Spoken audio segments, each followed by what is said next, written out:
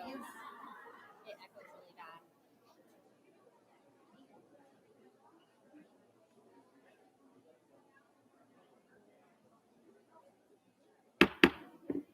Okay, good evening, everyone. If I could everybody have a seat, please. We're going to call this meeting to order. Hello? Hello. Okay, thank you. So we'll call this regular board meeting on October 2nd, 2025 to order. And we'll start with a roll call. Trustee Okpara is remote, so we'll be doing everything voice, vote, etc. So first up, Amanda Buchanan. Present. Maria Okpara, can you hear us? Present. Okay, great, thank you. Renee Longshore. Here. Anita Tucker. Here. And I'm here as well. The following was posted on October 2nd, 2025. Agenda notice to the public. Maria Okpara will be participating remotely from Austin, Texas. So with that, if you guys can all rise and join me for the pledge, please. Please place the flag. I pledge allegiance to the flag of the United States of America and to the republic for which it stands, one nation, under God, indivisible, with liberty and justice for all. Thank you. Okay, we'll move on to public comments. Do we have some cards, Kylie? We do in the, For closed session. we do. Okay. We have 2 for item B4, and we have a total of 6 for item B8, or Okay. sorry, B6. Okay, great. So first up, J.C. Scott.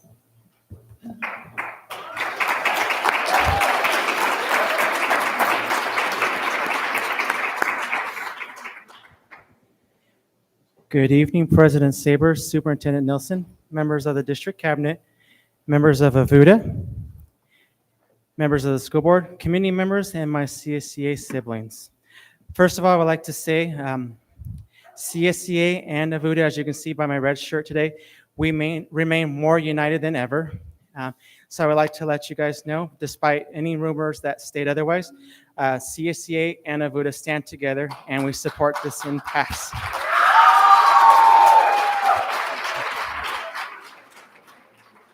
My name is J.C. Scott, and today I don't speak as chapter president, but as a proud member of the Granite Hills family and for a fellow Cougar.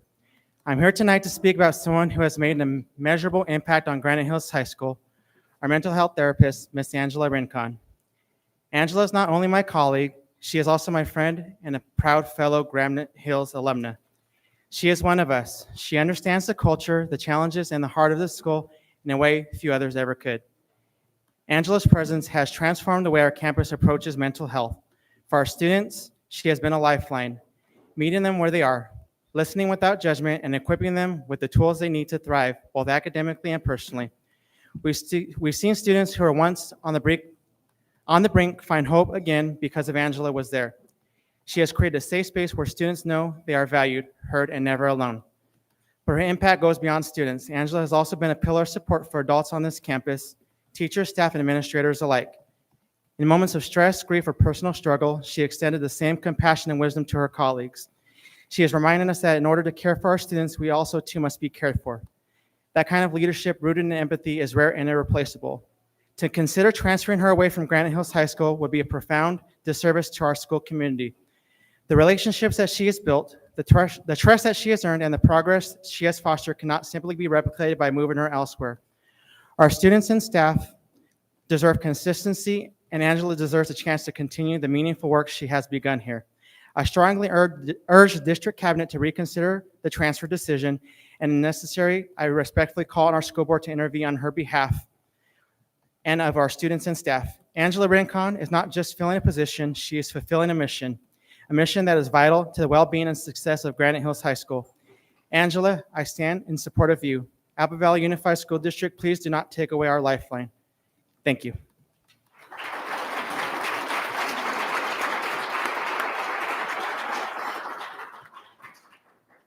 Up next is Michelle Pena.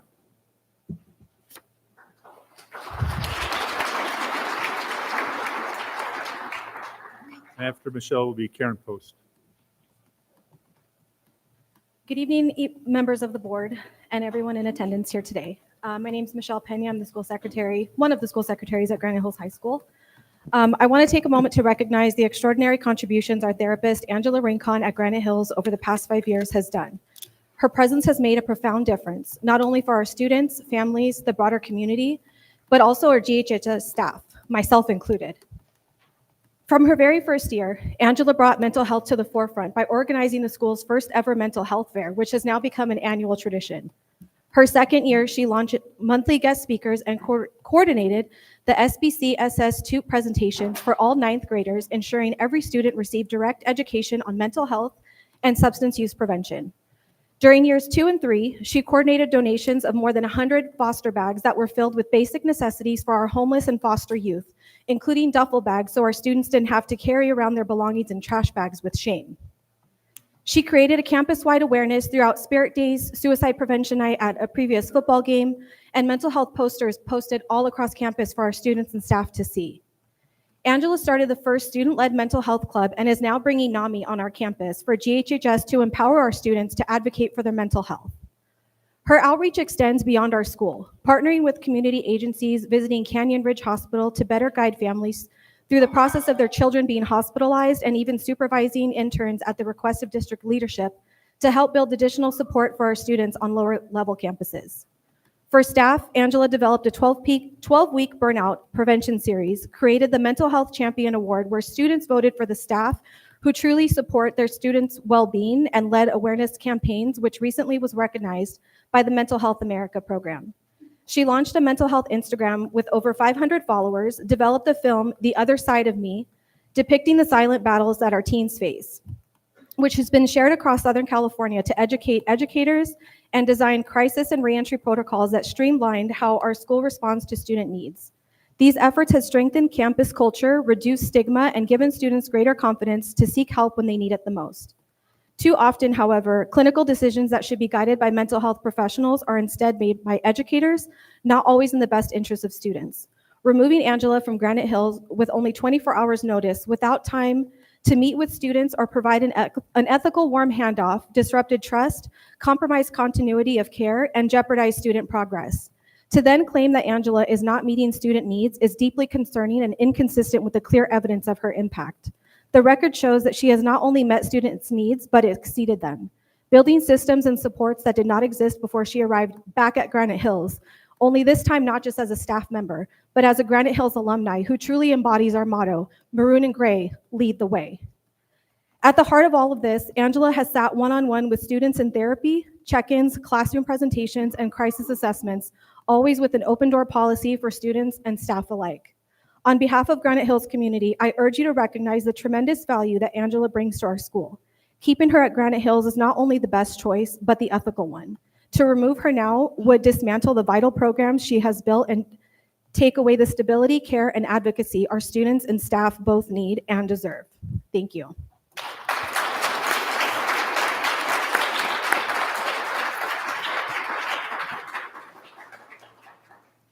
Okay, it is Karen Post, and then after Karen Post will be Karen Sabers.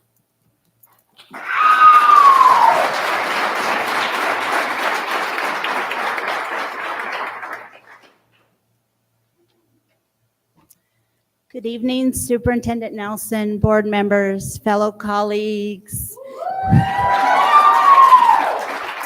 parents, and students. My name is Karen Post. I am a teacher at Sandia Academy. I have worked there for the past 21 years. I currently teach TK. I'm not sure why. 20 of my years have been in kindergarten. I went to 7th and 8th grade right here when it was Apple Middle. I had my first kiss at a 7th grade dance right here. That boy did not call me for 20 years. Whatever, I'm over it. I went to Apple Valley High School and was proud to be a Sun Devil. I was on the girls' basketball and softball teams. 3 out of 5 of my children graduated from Apple Valley High School. So needless to say, AVUSD has been a consistent part of my life. I'd like to express my thoughts to you the only way I know how, which is through a poem, because I like to rhyme, must be all those years in kindergarten. My poem is Through the Eyes of a Teacher, written by me. I've been here at AVUSD for so long. Maybe I'm doing something right or something totally wrong. Whatever the case, this is my home. I've never had an inkling to leave or to roam. So many friends I've made along the way. Some have moved on, while others like me stayed. Some we have lost, they'll remain in our hearts. We'll never forget them. In our lives, they played a part. It's been 21 years since I stepped on AVUSD ground, a lost and broken soul who needed to be found. As the years went by, a tight-knit was formed. I grew and developed. A teacher was born. It hasn't been easy. There's been tears that I've cried. It seemed an uphill battle, but AVUSD was by my side. Going home exhausted, covered in paint and snot. It's true.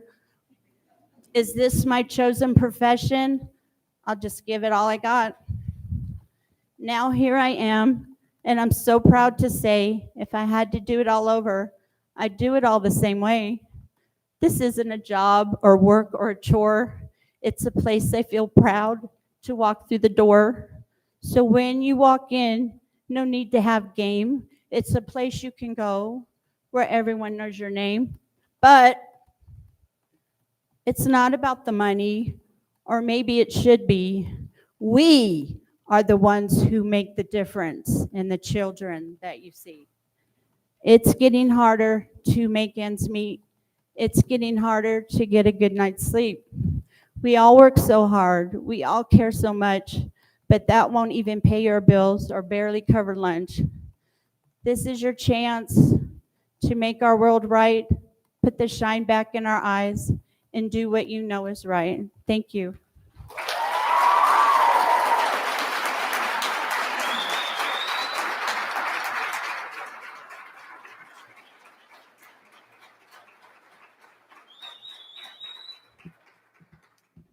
Okay, Karen Sabers is up, and then after Sabers is Steve Cobbs.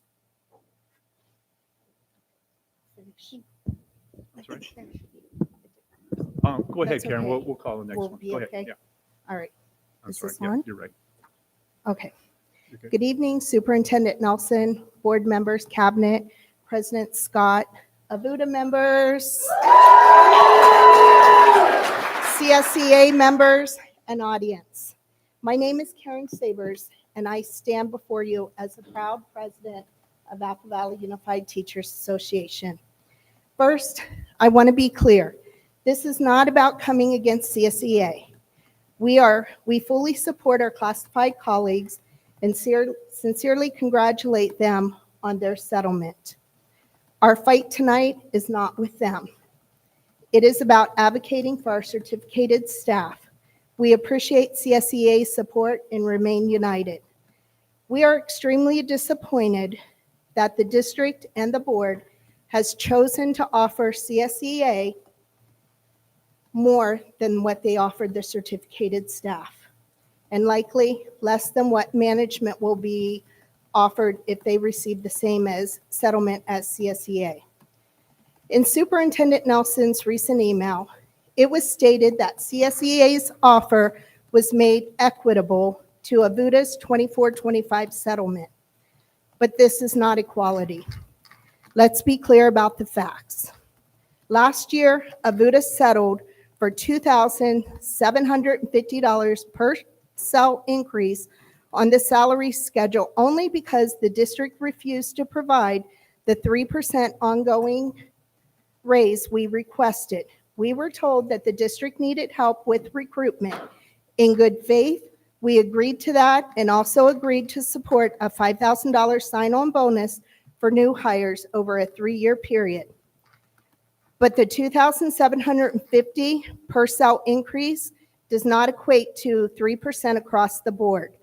Once a teacher reaches year 9, that raise dropped below 3%, falling into the 2% range. It begins at 2.99% and falls to just 2.06%. Meanwhile, CSEA was given a 3% off schedule payment for last year. Certificated staff was not offered that. This year, we were both offered 3%. We declined and filed for impasse because that would not even take us close to Hesperia and other surrounding districts' salaries. When it comes to health and welfare benefits, the inequality is even clearer. CSEA and probably management were offered the same insurance caps as AVUDA, which were originally based on AVUDA's $20,000 cap. CSEA's previous cap was $16,375, so this settlement would provide them with an additional $3,600 per person. Management's previous cap was $15,000, giving them $5,000 more per person. Certificated staff received nothing additional. We have always placed some of our increases on the salary schedule and some on the insurance cap. The other units have chosen more often than not to just place increases on their salary schedule. Where's the equity in that? When are we going to break this pattern that has gone on for years, where every time we come to the table to negotiate compensation, suddenly there is no money? Yet the board continues to approve budgets that reflect different priorities. We've been told directly in negotiations that the budget is the board's responsibility, that you are presented with the numbers and you vote to accept them. This means you carry the fiduciary responsibility not just to AVUSD staff, but also to the community that elected you. So I ask, when are you going to start taking that responsibility seriously? When will you begin asking the hard questions? When are you going to begin listening to those who do provide information to help you become more knowledgeable? And when are you going to start working together to make this district become more transparent and bring morale back? At the last board meeting, we raised serious concern. We asked why certificated salaries were reported as decreasing by 9.9 million, while management salaries were reported as increasing by 2.4 million. The answers we were given during negotiations is that the BCBAs and nurses were being moved out of certificated pupil services and into certificated supervisors and administrators to create more transparency. But after researching and contacting other districts, we've learned that since these positions are on the management schedule, not on certificated salary, they should never have been included under the certificated pupil category to begin with. If they were hidden under pupil services in the past, perhaps to make certificated salary percentages look higher and management's look lower, then we must ask, what else is being hidden and where? This is your responsibility as a board. It is your duty to ask these questions and hold the district accountable. Our staff and our community deserve transparency, and they deserve leadership that will step up and ensure fairness, not just excuses. Our students also deserve better. They deserve quality teachers, counselors, and SLPs. The only way to ensure this is to provide certificated staff with comparable salaries to those of the surrounding districts. Thank you. In solidarity, Karen.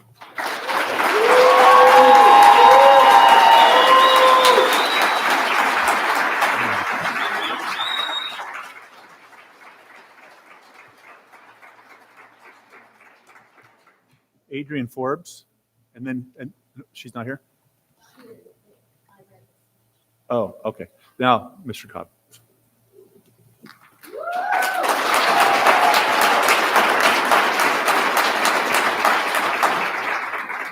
Well, good evening, board members, cabinet, and fellow AVUDA CSEA. Thanks for coming out tonight.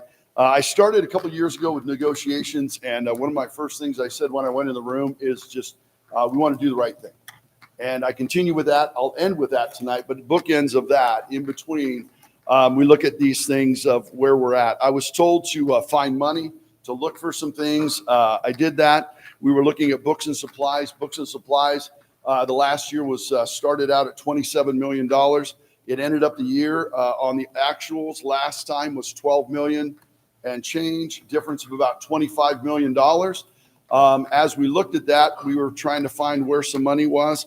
By the time it was done, all that money was gone somewhere else, and we're not quite sure where it's at.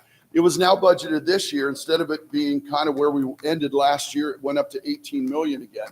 And so I'm wondering why that number jumped up again that much. So as we're trying to find money, that's just kind of where I'm at and looking at it. And I want to continue to say, do the right thing. We had a meeting the other night, and I was kind of worried that I might be getting out ahead of some things as I'm trying to lead negotiations. And so I want to report back to you tonight. When we polled our group, 96.7% of our group that responded said 3% was not acceptable. We want to congratulate CSEA on their well-deserved raise. And I stood and talked about significance versus symbolic last time, and I felt like that was significant. Ours, I think, was symbolic when we walked into the room and got that. So the second poll question was, would you like to continue to fight for more? And that was even more. 98.3% of you said, yeah, let's keep fighting for more. And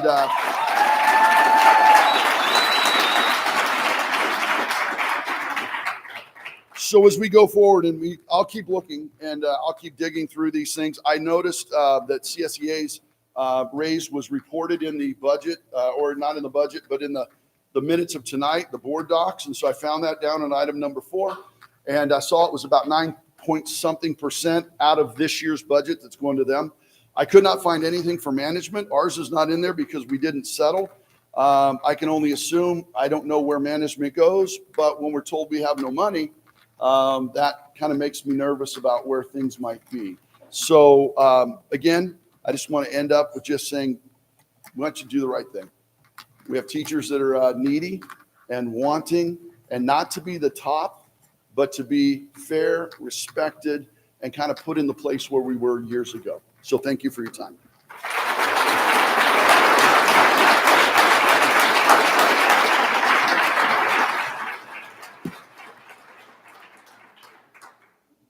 Sandra Waller.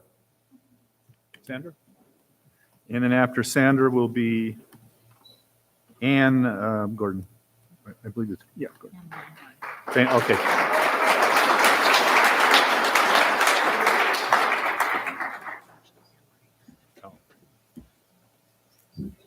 Hello, my name is Sandra Waller. I currently teach TK at Sandia Academy.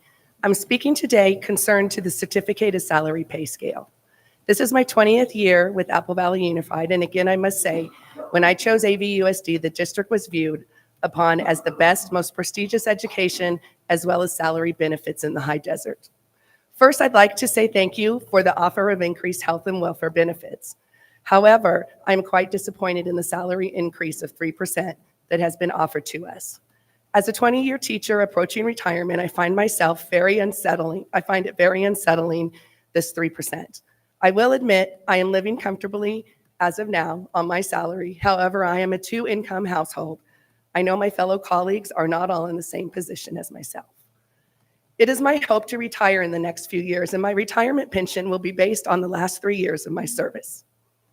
I have worked hard my whole 20 years to move across the pay scale so I would be in the right place to position myself for a comfortable retirement. And I was pretty happy with that until I realized that the other districts in the high desert are paying their teachers a considerable amount more than myself. And what is concerning to me with the subpar offer of 3%, my retirement will be considerably less than teachers in those said districts. As I investigated further, I found that one of those said districts even offers 20 years of service on their pay scale to entice teachers to come to their district. When I looked into that pay scale and figured what my pension would be based on my last 3 years of service in their district, I'd make $2,000 more a month if I completed my last 3 years of service with them. Not to mention that they offer their retirees full health and welfare benefits, as it is rumored. Until they reach the age of Medicare. Don't get me wrong, that is not my intention. However, as we all know, life is not getting easy. easier, and it does not give any appearance that it's going to become easier over the next few years. The difference of $2,000 could be a lifeline for me. However, it does give me some food for thought. If AVUSD wants to attract and retain quality teachers, they need to offer more than a subpar 3% salary increase. We need to position our district to attract and retain quality teachers by bringing our salary scale up to the current standards held by our surrounding districts. Thank you.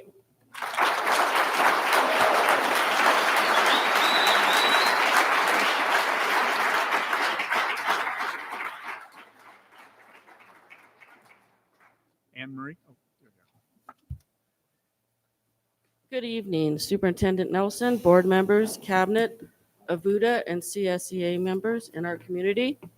My name is Anne Marie Van Gordon, and I have been a TK and kindergarten teacher at Desert Knolls Elementary for 27 years. I serve my colleagues as a union representative and a negotiator. We've listened to colleagues, both classified and certificated, share their stories of financial hardship as their paychecks cover less and less of their needs. We've listened to friends share that they now must seek assistance from food pantries, assistance programs, and family and friends. This information has been shared, I'm sure, with reservation and embarrassment, and yet it continues to fall on certain deaf ears. Are you aware that you have staff that are facing homelessness, making plans to live in their cars? Maybe you don't, because they still show up every day, ready to greet students and smile through their own struggles. Are you aware that you have staff that are selling plasma, trying to make ends meet? Maybe you don't, because they still show up the next morning, ready to support students while quietly waiting for support that won't come to them. We need to be met at the negotiations table with accurate, current information and reasonable offers. In addition, we need the following changes to bring some immediate relief for our staff. Our food pantry and clothing drives should be making food and clothing available to our struggling colleagues. Since most of us are working 9 to 12 on Wednesdays and 1 to 3 on Friday afternoons, these staff members, an excluded demographic in our community, deserve access as well. Thank you.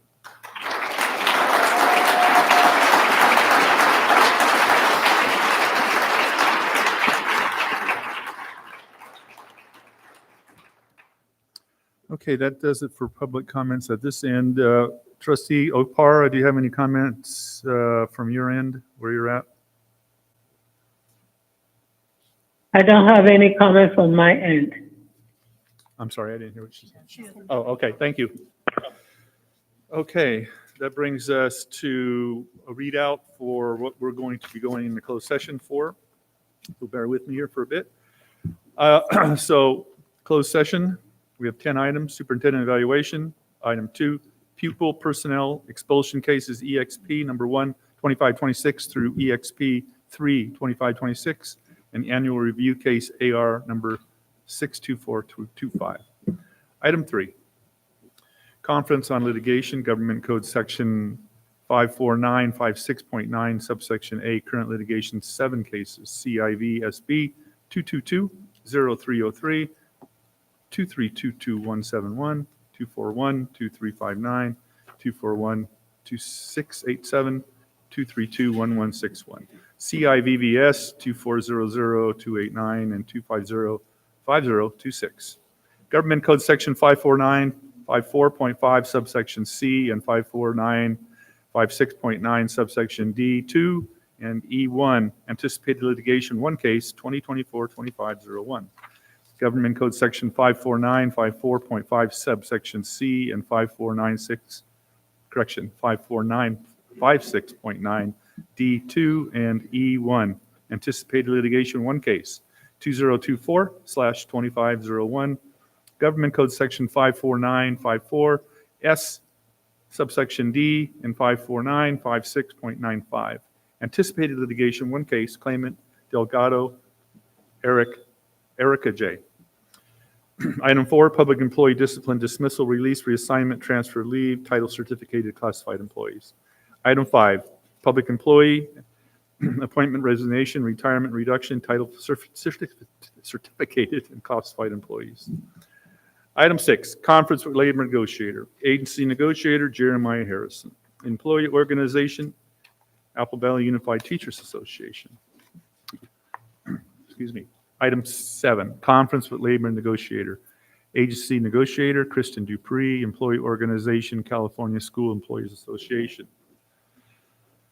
Item 8, conference with labor negotiator. Agency negotiator Trina Nelson. Employee organization, unrepresented. 9, conference with real property negotiator, Government Code 54956.8, negotiation parties Matthew Schulenberg, Apple Valley Unified School. And finally, item 10, government security matters, Government Code Section 54957, consultation with Apple Valley Unified School District Chief of Police. Okay, I'll need a motion to go into closed. So moved. We have a motion, Amanda. Second. Second, Renee. All right, roll call on that. Ms. Tucker, Aye. Ms. Longshore, Aye. Ms. Opara, Aye. Ms. Buchanan, Aye. and Raleigh, I vote as well. Okay, we'll be back out at 7 p.m. sharp from closed sessions, so we'll see you then.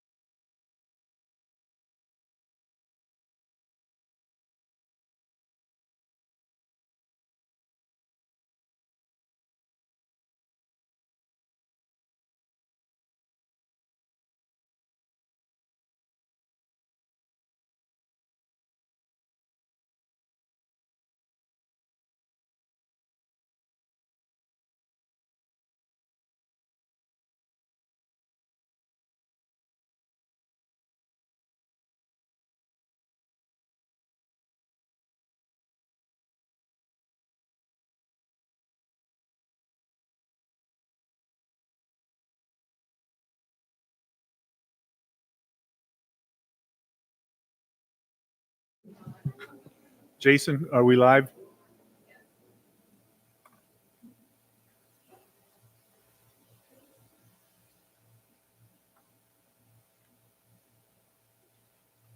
Okay, thank you. Thanks for bearing with us. So we'll call this public session. We're back on to order.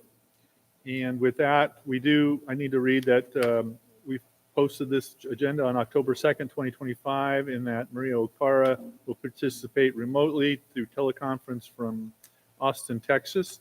And anybody in Texas that happens to be in her area that wants to speak, they can speak. So with that, we'll go to roll call. Amanda Buchanan, Present. Maria Okpara, Present. Renee Longshore, Here. Anita Tucker, Here. and I'm here as well. So if everybody could please rise and join me in the pledge. Face the flag, please. I pledge allegiance to the To the flag of the United States of America and to the republic for which it stands, one nation, under God, indivisible, with liberty and justice for all. Thank you.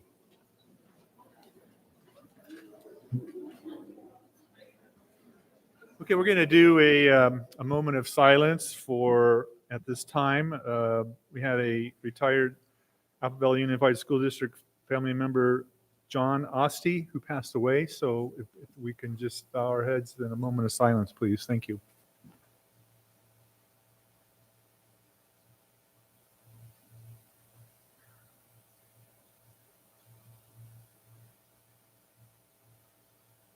Thank you so much. All right, moving right along to item 4. We have our student representatives here. And so first up is Vanguard. Are you here? Okay.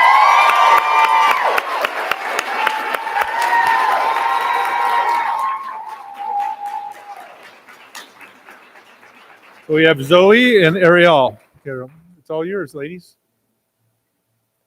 Good evening, members of the board, faculty, staff, and families. My name is Zoe Marin, and I'm honored to serve as your ASB president for Vanguard Preparatory School.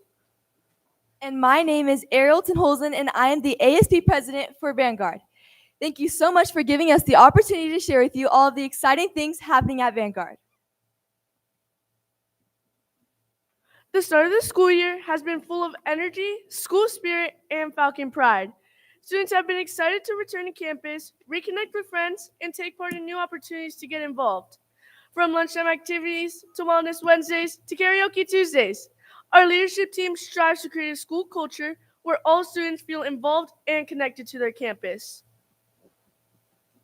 Our school offers many different electives, one including our new addition, graphics. Though newly added, graphics has been doing great, and the gifts that you have received are projects thoughtfully crafted by our graphics elective.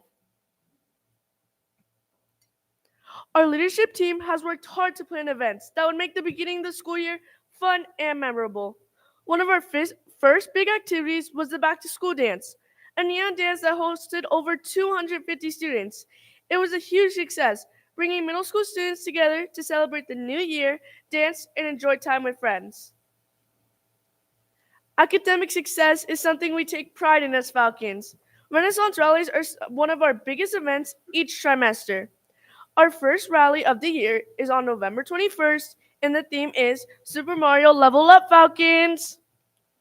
We have just concluded one of our successful fundraisers, the Step It Up fundraiser. This is a fun and exciting fundraiser unlike any other, and it has had an enormous amount of participation and was a huge hit campus-wide. Our leadership team has so many events that bring all students together. One event that is happening right now is Paint Night for our TK through 3rd grade students. Our fundraising committee has worked hard to get this event just right for parents and students. Our Student Activities Committee is currently working on Red Ribbon Week, a week where we raise awareness for drug prevention. The theme is Life is a Puzzle, Solve It Drug-Free. During Red Ribbon Week, we like to have a series of activities, such as scavenger hunts, name that tune, signing a drug-free banner, and reverse trick-or-treating. This is a fun and intriguing way we like to show drug prevention on our campus. We also do a school service project for for victims of domestic violence, where for all of October, the whole campus participates by donating socks. Ergo, Socktober. This is a really important school service project on our campus because it promotes community outreach beyond our campus. Our teachers dedicate their time to our students in after-school clubs to help them develop new skills, such as esports, art, dance, cooking, and sports club.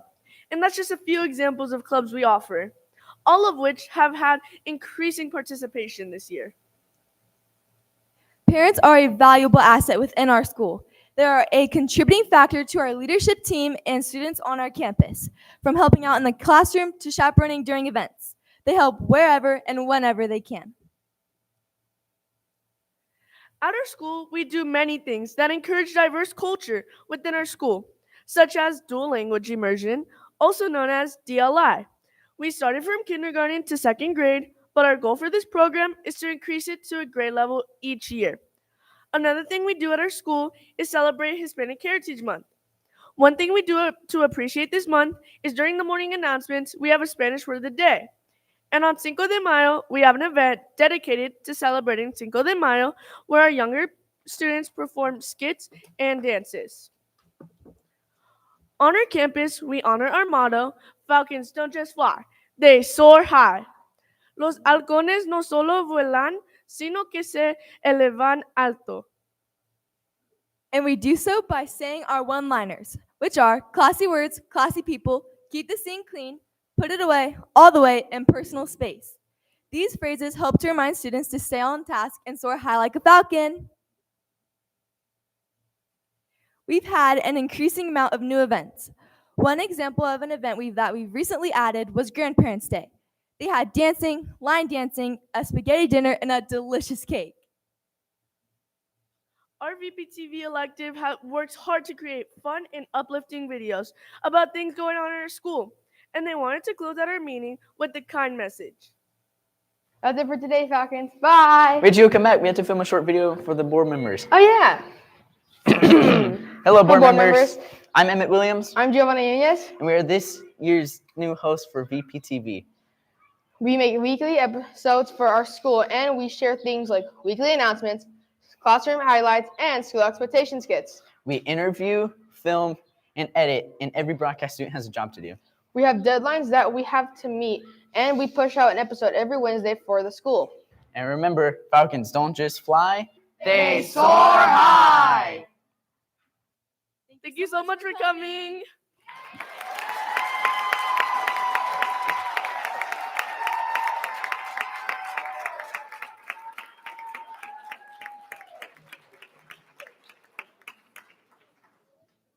Good job.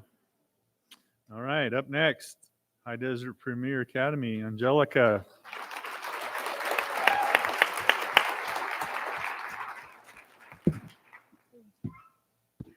Hi, everybody. Good evening, President Raleigh, esteemed board members, Superintendent Nelson, Executive Cabinet, Apple Valley Unified staff, and educational partners. September is Suicide Awareness Month. HDPA counselors visited classrooms to deliver suicide awareness and prevention presentations. They encourage students to speak up when feeling isolated or alone and emphasize the importance of seeking help. The counselors also ensured that students were informed about the mental health resources available on campus. As our nurse would say, asking for help is not a weakness, it's like asking for a flashlight when you're in the dark. This month, a group of students were able to participate in the HBCU, Historically Black Colleges and Universities UCAN College Field Trip. A student described this experience as amazing. She felt like everyone had the opportunity to look around at the different stands for different careers they might be interested in.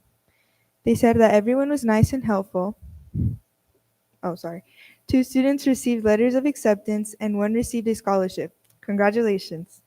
The students are looking forward to attending the next opportunity to visit other recruitment fairs. Another group of students attended the Riverside Art Museum for Hispanic Heritage Month. Esports is at it again. We have started a Fortnite and Rocket League tournaments this year. This is the first time they have competed in Rocket League at HDPA. Good luck, gamers. HDPA's community night was a huge success. Many families showed up and came to support. There were live bands and even free tacos. This was a chance to meet new families and also a chance to celebrate our new principal, Miss Garcia, wherever she's at.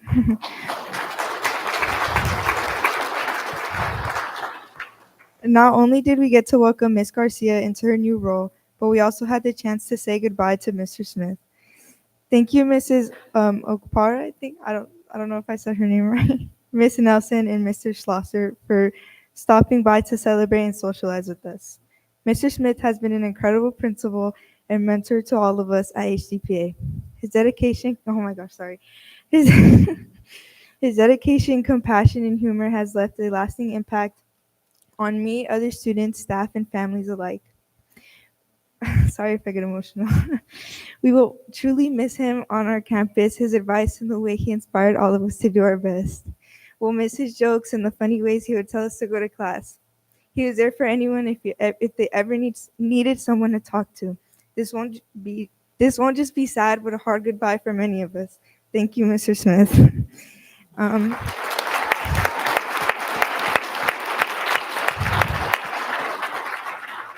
And thank you, everyone. I hope you guys all have a great fall break, and I look forward to seeing you guys next month.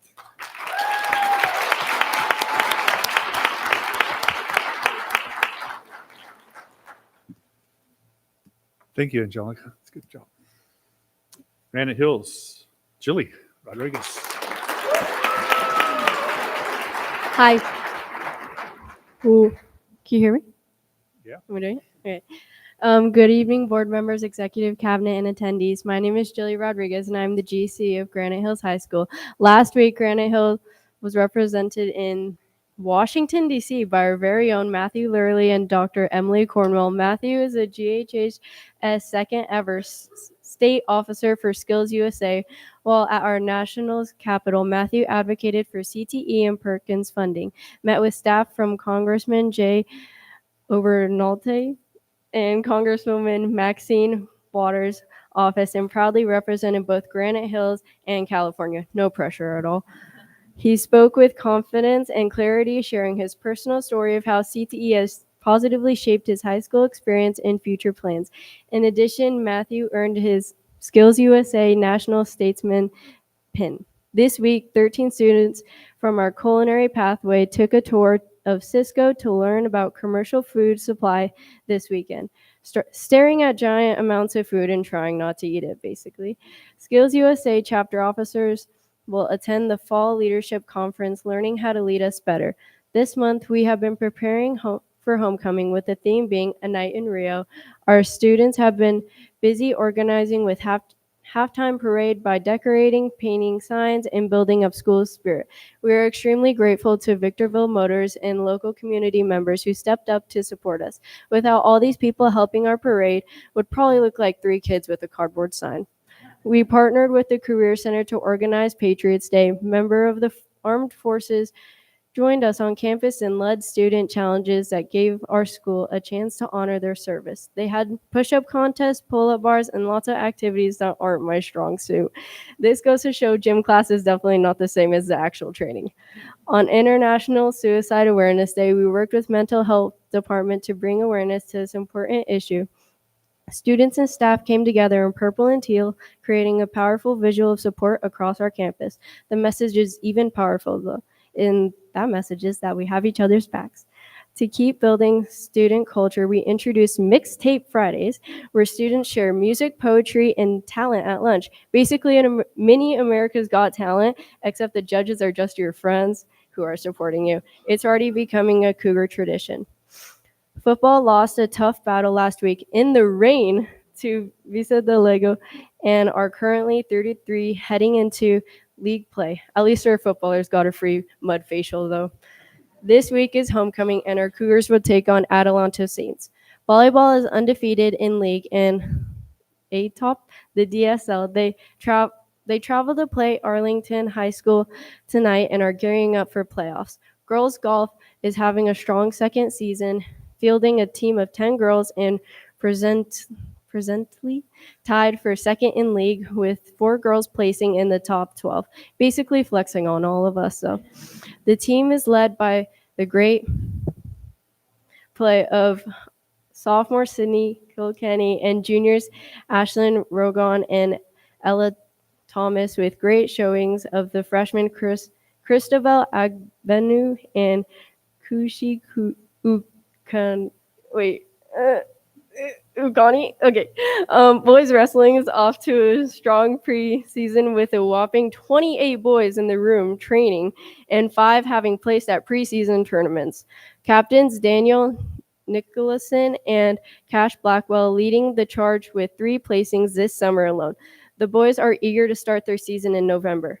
As always, thank you for your continued support of Granite Hills High School. Without you, we would just be a bunch of kids wandering around. I look forward to seeing you all again next month. Maroon and Gray lead the way.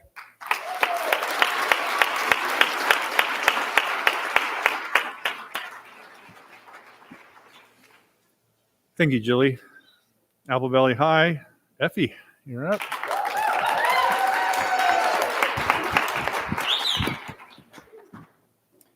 Hello and good evening, Superintendent Nelson, President Raleigh, members of the board, and attendees. My name is Effie Avila, and I'm the ASB line president at Apple Valley High School. I'm very excited to be here tonight to share some of the amazing things that happened on our campus throughout the month of September.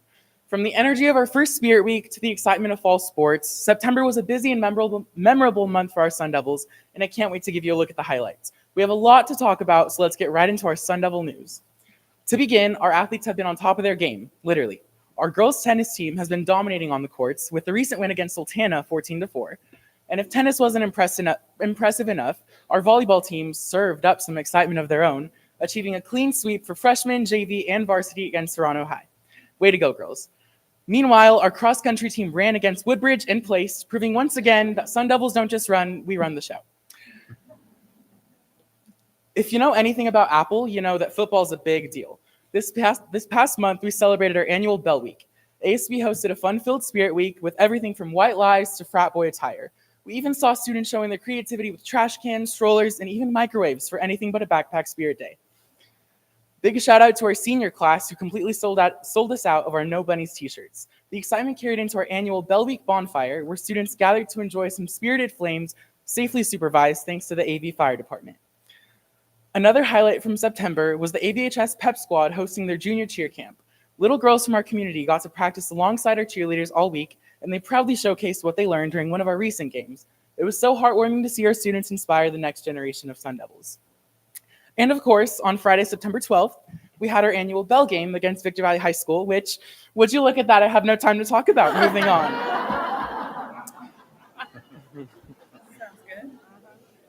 Campus culture has been thriving, and we couldn't be happier with the level of participation this year. Clubs have hit the ground running with fan favorites like NHS and Letters of Love already hosting their first meeting.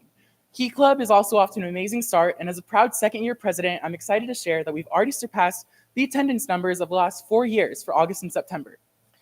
We've also seen a huge wave of brand new clubs, including Peace Project, Model United Nations, Sun Devils Rooted, Youth for Earth, PAPS Project, and the Mental Health Awareness Club.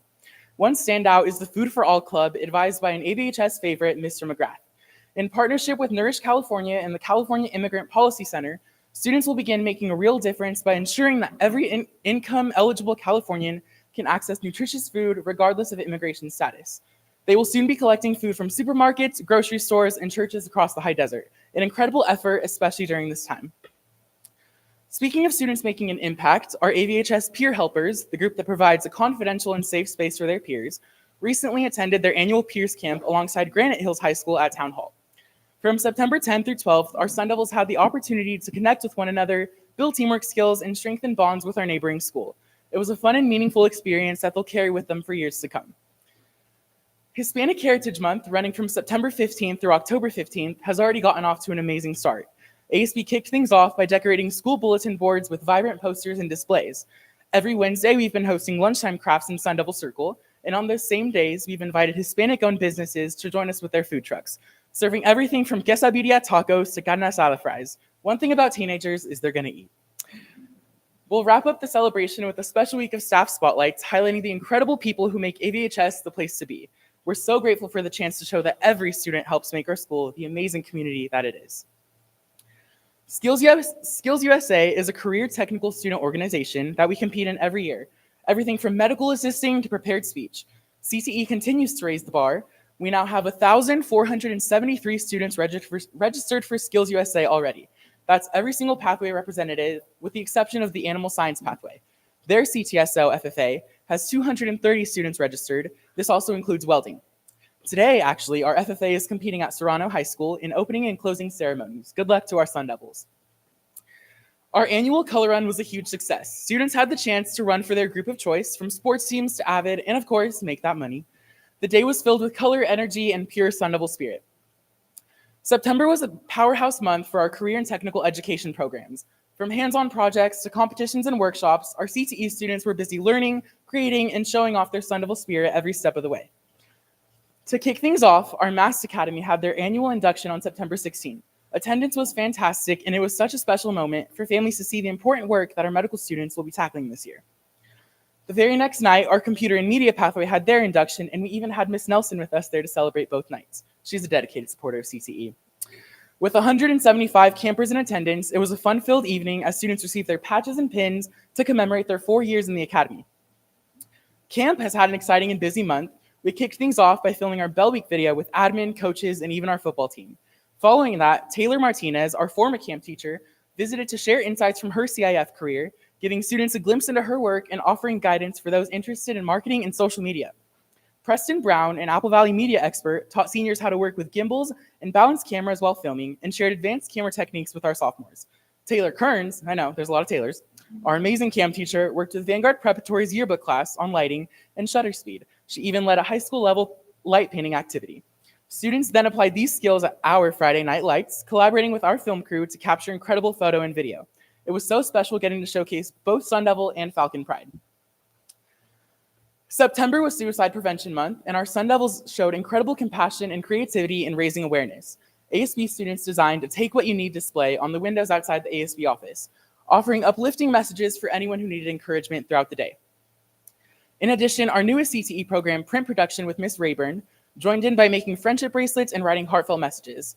FFA held their annual parent meeting and Green Hand Day, preparing students for their projects, leading to the San Bernardino County Fair in May 2026, all while gearing up for their national conference, which takes place in Indiana next month. Another exciting development this month was our first CTE leadership team on September 10th. Students from each pathway will meet once a month to plan events and make CTE an even stronger and more connected community. We're looking forward to seeing all the amazing ideas that they'll bring to life in the months ahead. CTE students have been keeping busy with some amazing projects and opportunities this month. Our video game design pathway participated in the Problem Solvers competition at Victor Valley College, presented by the Mojave Water Agency. Mr. Osley led a 9th grade team of 5, and their work is even being documented for a PBS Curiosity Quest episode. How cool would it be to see our Sun Devils on TV? Meanwhile, students in our new Spanish for Professionals pathway, which is Spanish 3 Medical Spanish, have been increasing their fluency and preparing to test for their medical interpreter certificate, a skill that opens door to high-paying, in-demand careers for bilingual professionals. And of course, our fall mass blood drive on September 26th was a huge success, with district representatives and board members joining in to support this life-saving initiative. Today, we had the chance to celebrate some incredible student achievements through the MDCP pin design competition. Olivia Ashenbrenner won the entire competition with her 10-year anniversary pin design. Alongside her, Tanya Muniz and Aubrey Hart also placed as top 5 winners. Congratulations to AVHS alumni and new CTE teacher, Ms. Jessness. All 3 of these winners are from her graphics program. It was an amazing recognition of creativity and talent from our Sun Devils. Audrey Hickman recently won 2nd place in the Excellence 2025 National Student Poetry Contest. Her poem, The Day the Silence Came, was published in this year's book, and she was provided a copy of her work. We are incredibly proud of Audrey and so excited to see her talent being recognized nationally. Looking ahead, we're thrilled for our annual homecoming dance on October 25th, 2025. Tickets officially go on sale next Monday, and this year's theme is Lost in Euphoria. To reveal the theme, our ASB seniors posted a fun little video on TikTok, and what we thought would just be a cute announcement turned into something much bigger. By the next morning, the video had gone viral. Our homecoming theme reveal now sits at 4.3 million views with 522.9 thousand likes, and it's still gaining over 300,000 views every single day. Which, as exciting as it may be for the school, for us ASB seniors, it's a little overwhelming having this new fame. I mean, paparazzi are everywhere. Yeah. From TikTok fame to the homecoming game, we're excited for the month ahead. Last week, I had the honor and privilege of giving a speech at Cal State University, San Bernardino. I spoke about the importance of dual enrollment and the exciting new Coyote Blue college classes that AVHS is now offering on campus. With only 24 hours notice, I was thrilled to have the opportunity to share our school's achievement with the university community. And I must have done something right, because when I finished speaking, I was approached by so many people. I'm proud to say I was offered 3 incredible internships. First, the head of publicity for the university, a very kind man in a gray suit, came up to me and said, "Good job, son. When you start next fall, your position is waiting." While I have my heart set on other campuses, it was such an honor to be recognized. Next, a member of the team from the San Bernardino County Superintendent of Schools offered me an internship working directly in the superintendent's office. I was completely surprised and thrilled to have the opportunity to contribute to our community in such a meaningful way. Finally, a group with very big cameras interviewed me and offered me a spot on the San Bernardino County social media team, exactly the field I planned to study in college. It was an unforgettable day full of excitement, opportunity, and gratitude, and a reminder of how lucky I am to be here. It's been such a joy to share everything happening at Apple Valley High School, and none of it would be possible without your continued support. And we truly appreciate all that you do for our student body. I can't wait to be back next month to brag some more about why we are the high school. Thank you for your time, and remember, Sun Devil pride is contagious.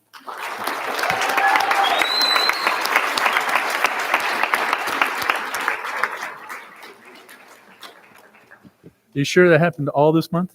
Yeah. Okay. Good job. Yeah, very impressive. Thank you. Except for the Bell game. Okay.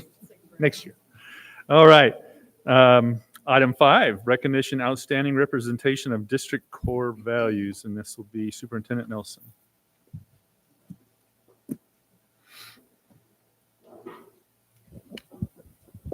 I feel like I should pick this up. Can I have Preston Brown join me at the podium?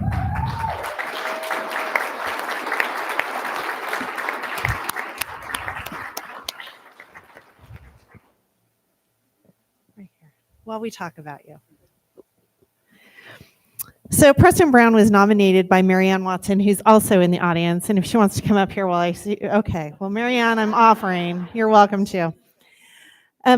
He was nominated by Marianne, but you heard comments about Preston during the student presentations tonight. Her nomination said, "I witnessed Preston Brown demonstrate the value of service through his unwavering dedication to mentoring CTE students across our district, regardless of which pathway a student is enrolled in, be it graphics, multimedia, or another field. Preston consistently offers his time, expertise, and resources to help them grow. I have seen him patiently guide students through complex photography techniques, provide real-world filmmaking advice, and encourage them to pursue creative opportunities they may not have considered on their own. What makes his service so impactful is that he never limits his mentorship to just the students in this field. Instead, he makes himself available to all who are eager to learn. His generosity with both his skills and his time reflects a true spirit of service, showing our students that their potential is worth investing in and that their growth matters to the community around them. I appreciate Marianne Watson doing that nomination because it's heartfelt. We've all watched him in the setting, but we also talked to MDCP to gather more information because Preston is a partner with the Mountain Desert Career Pathways that serves all of the high desert districts. He served as a judge for our annual video competitions, both competitive capture and creative film.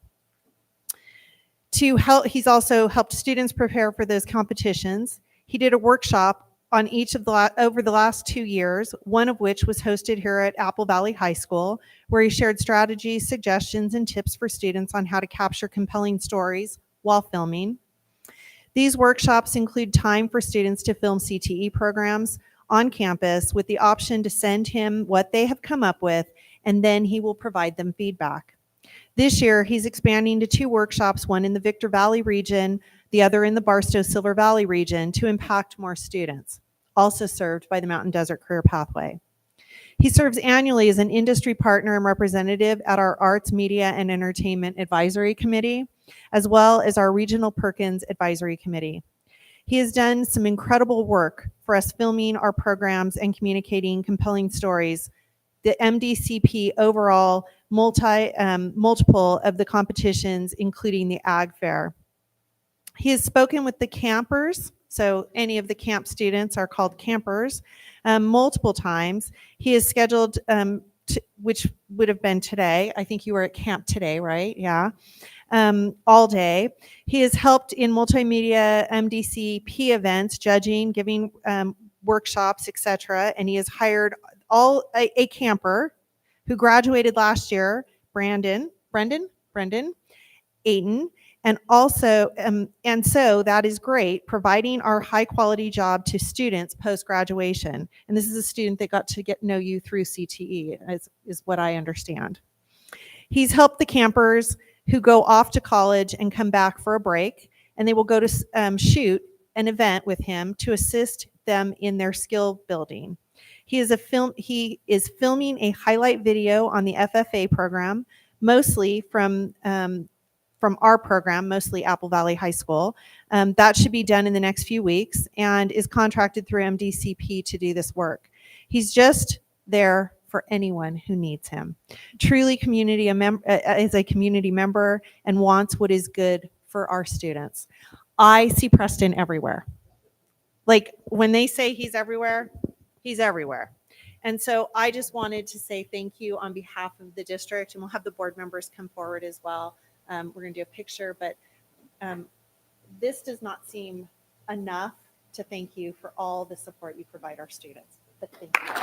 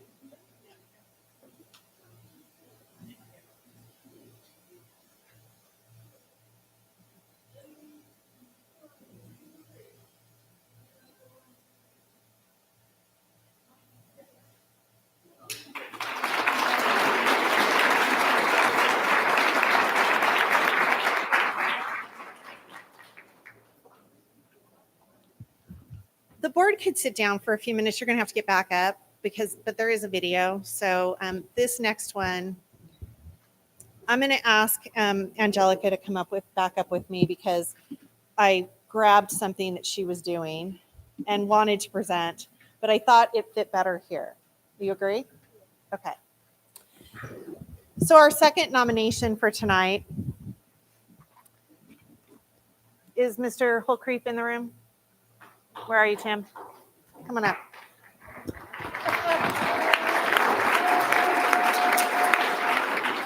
Mr. Holcreef is not the nominee. He is the nominator. But I feel like he needs to be here. You'll understand why. So this is written by Tim, and I should just make him read it, but I'm going to, Tim. I would like to ask, and I have Angelica here. Mr. Smith, would you come up?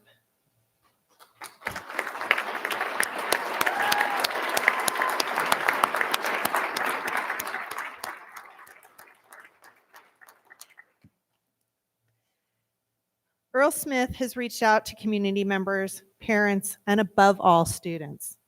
He has impacted the lives of so many through living the core values of community and authenticity. By greeting students and parents every morning and at pickup in front of the school, and even doing home visits for students. There are so many stories and examples of how Earl has transformed the HDPA campus and community into a welcoming environment for all. There is no doubt that you have had an impact on hundreds of people, thousands, if you take into account your entire career. And tonight, this was not planned to be about your retirement.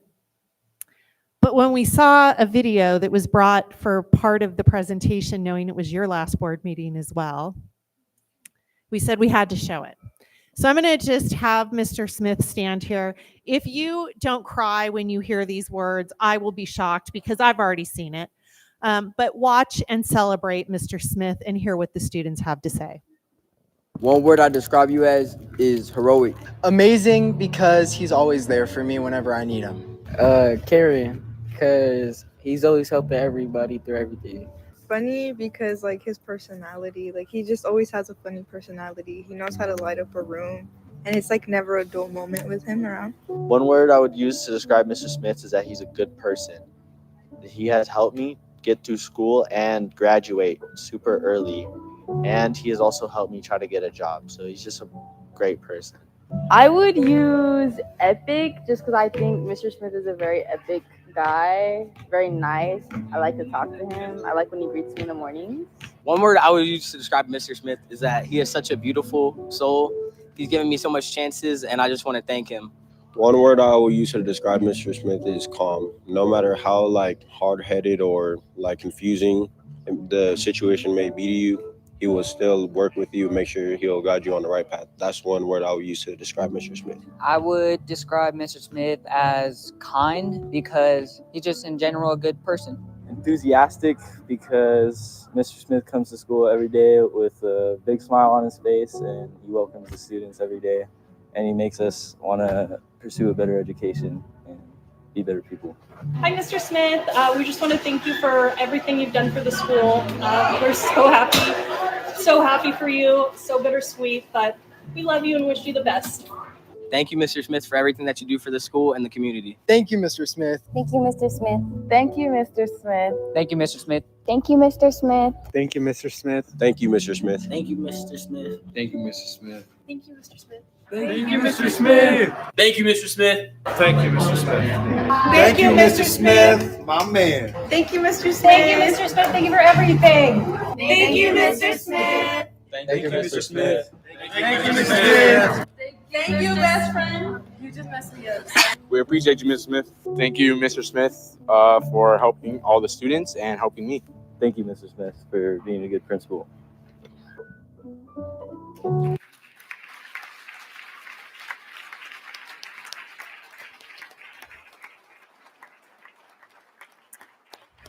I'm going to acknowledge that his family's in the front row, his beautiful wife who has shared him with us all these years. And to the detriment sometimes of really important dates in his life that he's forgotten, and we find out later that he has forgotten them. I teased her about it last week when I saw her. But those grandchildren are what he tells us are the reason it's time for him to retire. We're okay with that, but we aren't going to let him just go. So he has promised that he is still part of the Apple Valley family, that he will continue to support students within the district and all of us to do this work that we know is so valuable. Thank you from the bottom of our heart, Earl, for meeting all of the expectations of our values.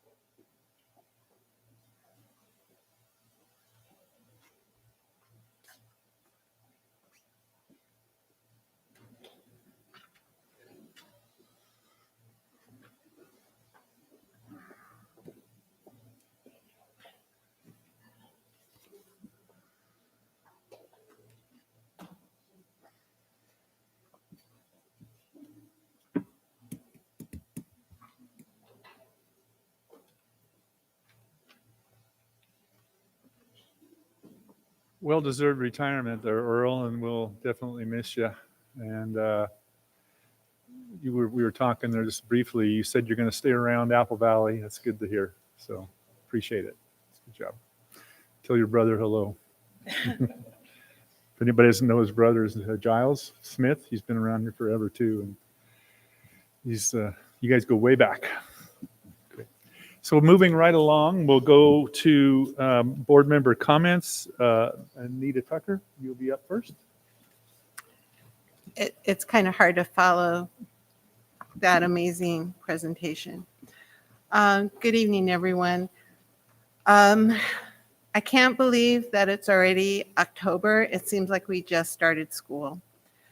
I just wanted to give a big shout out to our custodians. Today is National Custodian Recognition Day, and these are the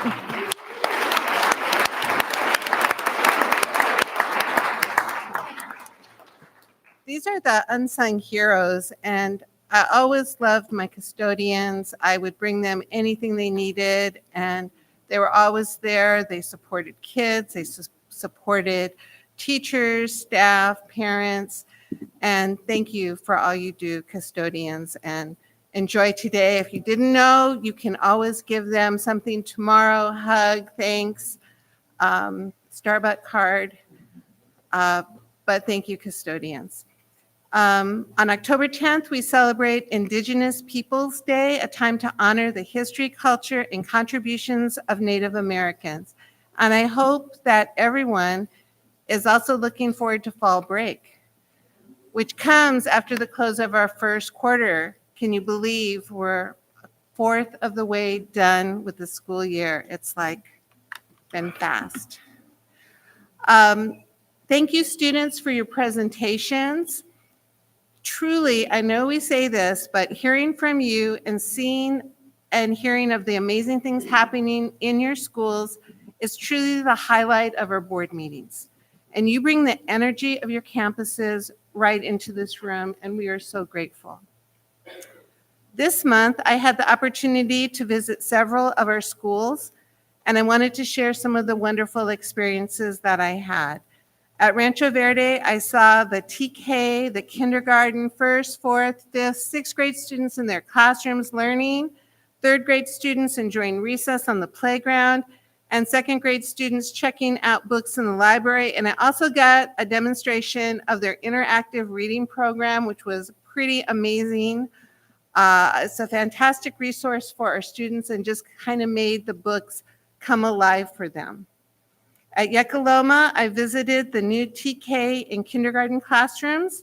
I toured classrooms across all grade levels and saw their CTE STEM room in action, seeing what the students had.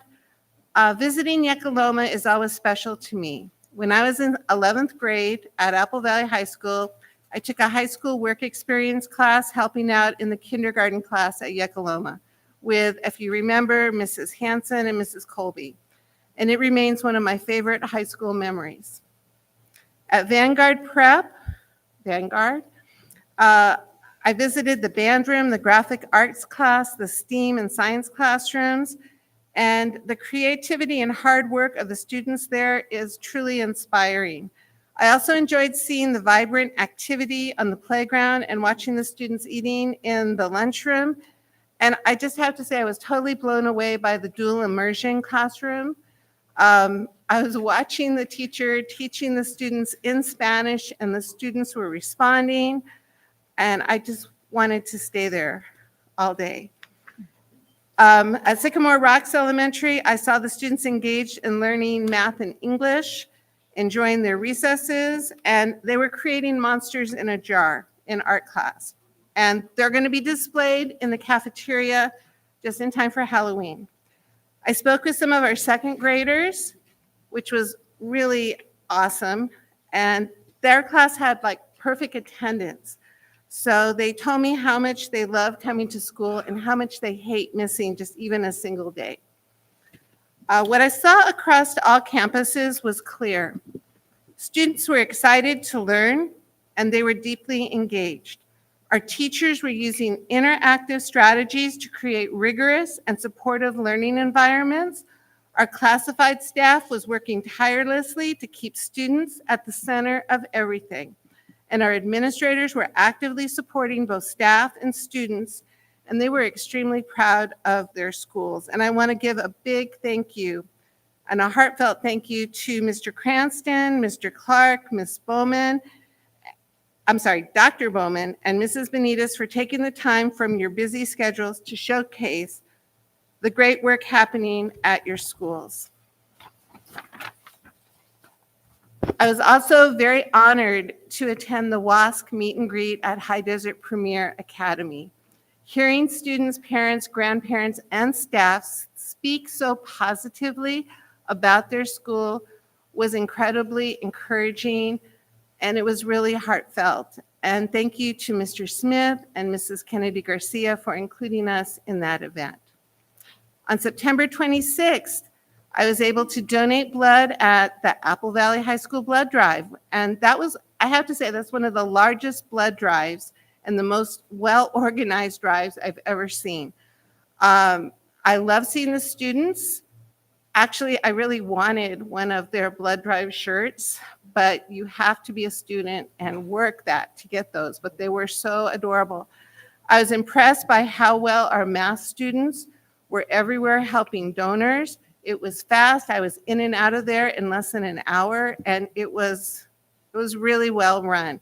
And I'm sure this effort brought in countless life-saving donations. And Granite, I've already marked my calendar to donate at the next blood drive that Granite has, so for both schools. Last Friday, I caught part of the Granite Hills High School football game before I got rained out, not our team. It was great to watch our student athletes compete and see the cheer squad, and I think I saw the little ones also with them doing flips and cheering, hearing the band play. And I will be back tomorrow cheering Granite on for their homecoming game. This Saturday, I'm attending my 4th Master's in Governance course in Torrance, which focuses on human resources and collective bargaining. I deeply value these opportunities to learn and grow so that I can better support our student, staff, and community. And I'd like to say right now to our parents, all our parents, thank you for the time and dedication you pour into supporting your students and partnering with our schools. And to our incredible team of teachers, classified staff, and administrators, your belief in our students and the countless hours that you invest in them do not go unnoticed. We are stronger together, and together we make sure our students succeed. Thank you very much.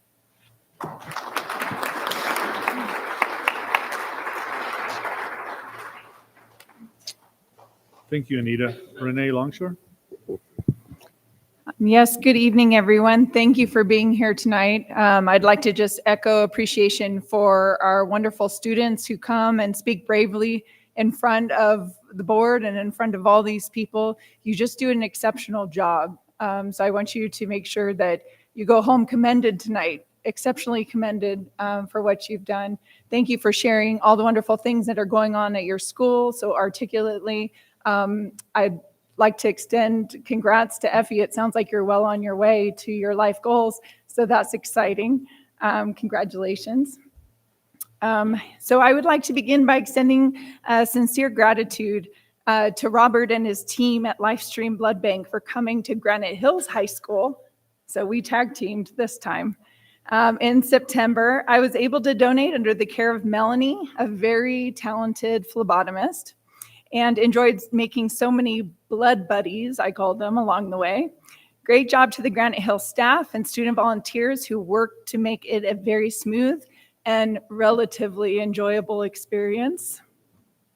This month has been full of athletic activities of our fall sports. It has been such a treat watching our athletes hone their talents. Congratulations to Coach Lisa Hille and the Granite Hills High School volleyball team who have come so far in just a couple months' time.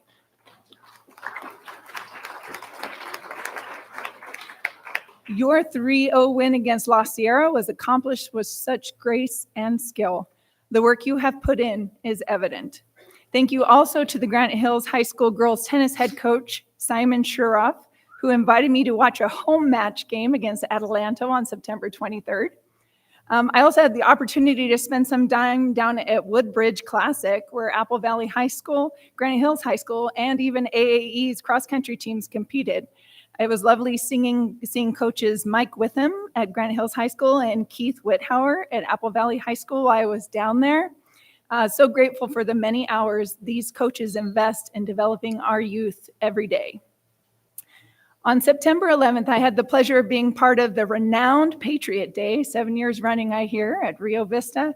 Thank you to the staff and students who welcomed us and the men and women in uniform who helped make it an unforgettable event.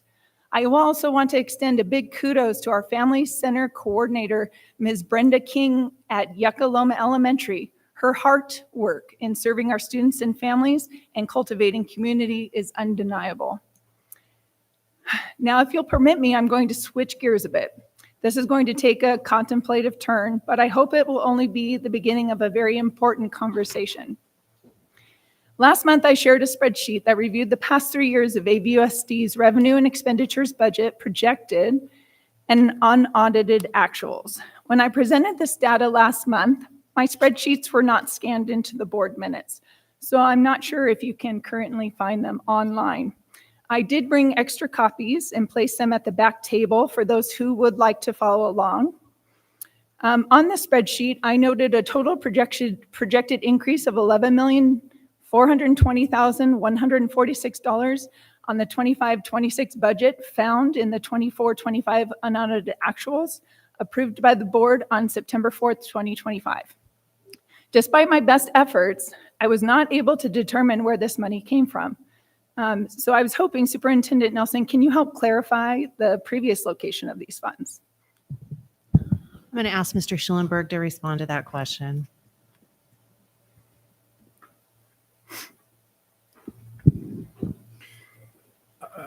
As we responded earlier today to the email, those funds were a result of revenue that was budgeted after budget adoption.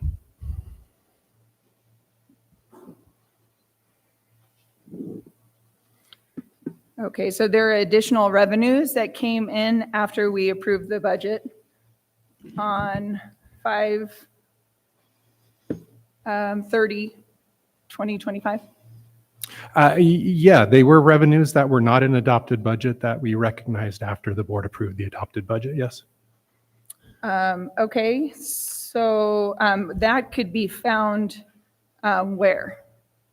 In the, because I saw them, right? So it's in the restricted funds? Where I'm sorry, is this supposed to be a board comment or is this supposed to be part of the board meetings? Because the board comment should come first, and then if there's a question, we'll go to the questions later. But the board comment, you have to allow all the other board members to have their comment, and if you have a question, then you can direct the questions to them. Okay, Thank you. I was just asking for clarification on that. Follow order here. So, Mhm. Maria, you came in loud and clear, by the way. We could hear you. So, I think there'd be the proper time for this. Trustee Longshore will be towards during. There's going to be another time for board member comments, and I think we should get through. We have Maria up and Amanda and Trinae. So let's go ahead, defer that. We'll get back to that at the later time in the meeting. So Okay. if you're okay with that. Yes, thank you, President Raleigh. I will redirect that. As a board, we need answers. This is a job we were elected to do. In our governance handbook, it says we are to set direction focused on student learning. We're to establish structure through budget priorities. We're to provide support, ensuring a positive personnel climate. Ensure accountability through superintendent evaluation, monitoring of student achievement, and adjusting district finances. Serve as community leaders, communicating clearly about the district's fiscal condition, and in doing so, following Board Bylaw 9005, ensuring that a high-quality education is provided to each student. It is my sincere hope as a member of this board to do that.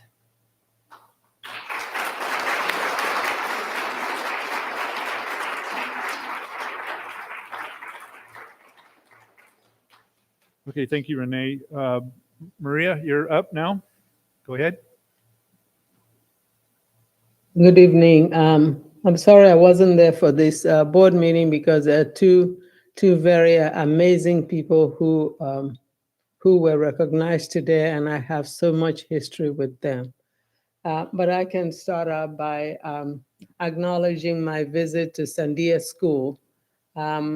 The principal was amazing. She took me so that I can see all the people who work behind the scenes this time around. And I was so impressed to visit the kitchen, the cafeteria ladies, to visit the classified staff in their different areas, and of course, to see the custodians and the campus safety officers, and to be able to see the rooms where the classified personnel or the students are receiving speech services. In most instances, when I've gone to the schools, some principals will ask me what I like to see. This principal took it upon herself to show me those people who are working behind the scenes. And I must say thank you to Sandia School and the principal for taking me through that part of the journey.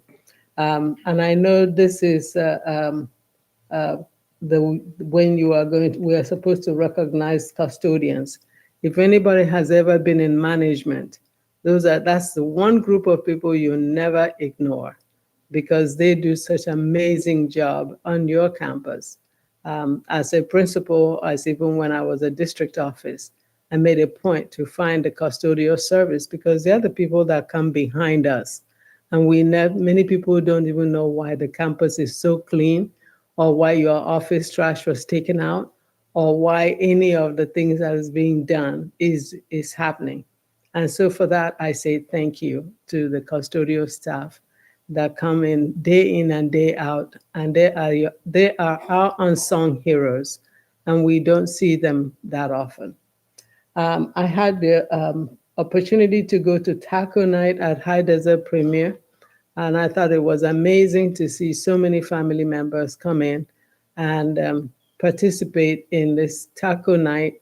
And I am not much of a taco person, but I am very much a person that likes to be around people. And those children and their teachers and their staff were outstanding. I actually had the opportunity to listen to Mr. Bateman play a musical instrument, and I thought that was amazing. I think he should just have his own band, and even if he opens once a month, we can all go out to have a party at the park. We had the opportunity to visit to see the WASC opening meeting. When we went to the WASC opening meeting, I was so fascinated at the testimonials coming from the families, not necessarily the testimonials coming from the staff and the board, but the families and the children to share what they see in that school. And it's one of those best kept secret about how amazing that campus is. I was honored this just today. I got an email from Rancho Verde, and they had me on their newsletter, and I did not know that they were taking pictures when I was there the month before, and they posted all of my all of the certificates and the awards that were given for perfect attendance in all of those classrooms. I was hoping that Preston will still be here because I have known Preston since he was a little boy. And I have to say that Preston's kindness did not just start because he got a hold of a camera. Preston has been known to be so kind, even without the camera.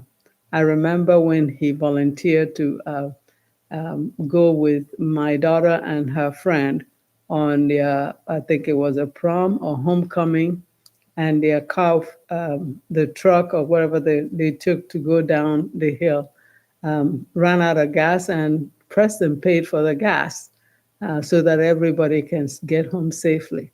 That is the Preston that we know long before he began to be the face of the high desert. And as for Mr. Earl Smith, I have to say congratulations for a good run. Congratulations for being of service to the children who otherwise would not have had a voice. And you have given them a voice. You have given them the courage to speak. You have allowed them, given an open door for them. And above all, you have seen those students. One of the hardest things that we encounter is that you may have a student on your campus and the student knows that you don't even remember their name. When I was teaching as a special ed teacher, there was a student who passed away. And when the teacher was informed that the student passed away, the teacher did not know that that student was in her class. And I don't want that to ever happen in the high desert because that was the news at the time. And I thought, how could that possibly be? But I can tell you that the students at High Desert Premier, no, none of them will say that Mr. Smith did not touch them in one way or the other. And for that, I say thank you. Thank you for paving the way for anybody coming behind you. Now we know what our children expect more than ever. I must say it has been a challenge. When we are doing board meetings, it's always a challenge even to be in real time. For me, it has been an absolute challenge to join the board virtually. It's been difficult. I don't know how people do this online stuff, but it is driving me insane because I would love to have been there to celebrate with all of these wonderful people. And in closing, I have to say thank you to the staff, thank you to the teachers, thank you to the classified personnel, thank you to all of you. And I am hoping that whatever we do, we will keep you as our focus and never take our eyes off of your needs. I give you all my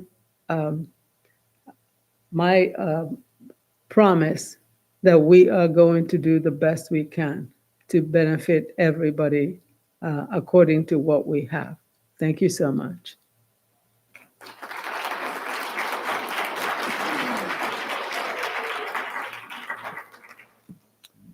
Thank you, Maria. Sound like you were right here in the building when you were speaking, so that's great. Amanda Buchanan. All right. First, I wanted to say thank you to all of our student speakers. I know a lot have left, but just echoing what everybody else has said, it's so difficult to get up in front of people, and you guys make it look so easy. I also wanted to thank Earl for everything he's done. Like, your campus is amazing, and Sarah, you have large shoes and fancy shoes that you have to fill. So, and I wanted to thank Pat in your office, because I know when I came on the board, one of the things I had asked for was that we start sending kids down for the HBCU college fair or bring them up here. And I'm so grateful year after year that you guys are doing that. That's fantastic for our students to see that there are other schools that might fit them better than the ones that we only see in California. So, which are they're great, but there are great schools everywhere. So, let me look at this. So at the beginning of the month, I was able to enter my 1931 Model A into the Apple Valley Happy Trails Parade. And it was our first parade since I bought the vehicle and brought it from Cincinnati from my grandfather last year. We've almost had it a year now. We're coming up on that. But my grandfather worked his entire life for the Ford plant, like building transmissions. And when he retired, I think he just didn't know what to do with himself. So he started buying Model A's and totally finishing them and It was just in restoring them, like his garage was amazing the last time I was out there. And then he had a for sale sign on his last car. And I was like, oh, you can't get rid of that one. And so I convinced him to sell it to me. So last October break, I flew out there and he gave me driving lessons and engine lessons. And it was really neat. So it was just a nice opportunity to be able to share that with the community of Apple Valley. And my youngest daughter, Addison, was so incredibly excited to participate in the parade because year after year she watches her sister march in them. And so this was a time that this was her first parade that she felt like she got to go and see people and wave. And we had the amazing opportunity of having the Heat Wave band right behind us, which is, I think, mostly Granite, but also Apple Valley students marching in the parade. And it was fantastic. Their Happy Trails was perfect. It was great. This past Saturday, I had the privilege of attending the San Bernardino County Superintendent of Schools Family and Community Engagement Summit at the University of Redlands. And it was phenomenal. Our district was able to bring many families to the event, 2 buses actually, so that they could connect with the wide range of local resources available to them. They had classes on FAFSA and how parents can help. It was phenomenal. It was also great, the very opening ceremony. They honored Hispanic Heritage Month as well, and the performers were outstanding. It was definitely a highlight of my weekend to see those students performing. I'm trying to only catch the stuff that hasn't really been talked about so far so we can save some time here. So yesterday I was able to catch part of the cross-country meet that was over at Victor High School. I know, boo, but our students were there and I cheered them on. I think they thought I was crazy yelling at them from my car though, because I was like in the parking lot watching. But they had that determination and school spirit and they were just going for it. And I clearly don't run, so I admire anybody who does. If I'm running, there's a bear, you should run too. So finally, I just wanted to share, I called it a little ray of sunshine, but this morning I had a conversation with a local business owner while I was helping my daughter with a school project that she's gonna be doing. And in the course of our conversation, he shared that his children attend Desert Knolls. And he just went on and on about how wonderful the school is and how welcome his family feels. He said he just really appreciated how families are included through different events like Grandparents' Day. And it was a positive reminder that while challenges come our way, there are so many wonderful things happening in our schools every day. And I just really enjoyed that conversation this morning. As we move forward, I just want to thank our staff, families, and community for the many ways that they continue to support our students. Even in difficult times, it's clear that our shared commitment to their success is what keeps us strong. So thank you.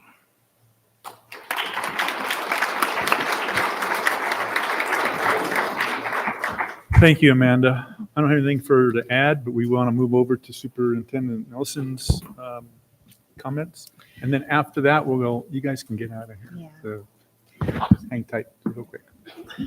I started the month at the blood drive at Granite Hills High School because I ended my year last year at Apple Valley High School giving blood. I'm looking at Jilly because we did go out, we did support, and we do try to do it at both campuses.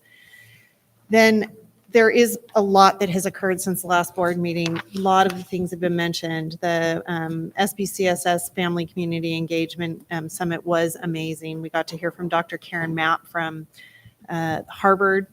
She was our keynote speaker and wonderful ideas about engaging families. The probably most two memorable events this month included students. The MOU with SBCSS and Cal State San Bernardino that Effie spoke about was an amazing opportunity to join with 5 other districts in San Bernardino County. There are 33 of us, but only 5 are doing the pilot with Cal State San Bernardino, which gives direct admissions to our students. Students have to meet they have to currently be enrolled as a senior within the Apple Valley Unified School District. They have to meet CSU minimum eligibility requirements for a first-time freshman. Completion of the A through G course of study, a minimum GPA as defined by Cal State San Bernardino, and then any additional academic or administrative criteria is jointly agreed upon. That's what's included in the MOU.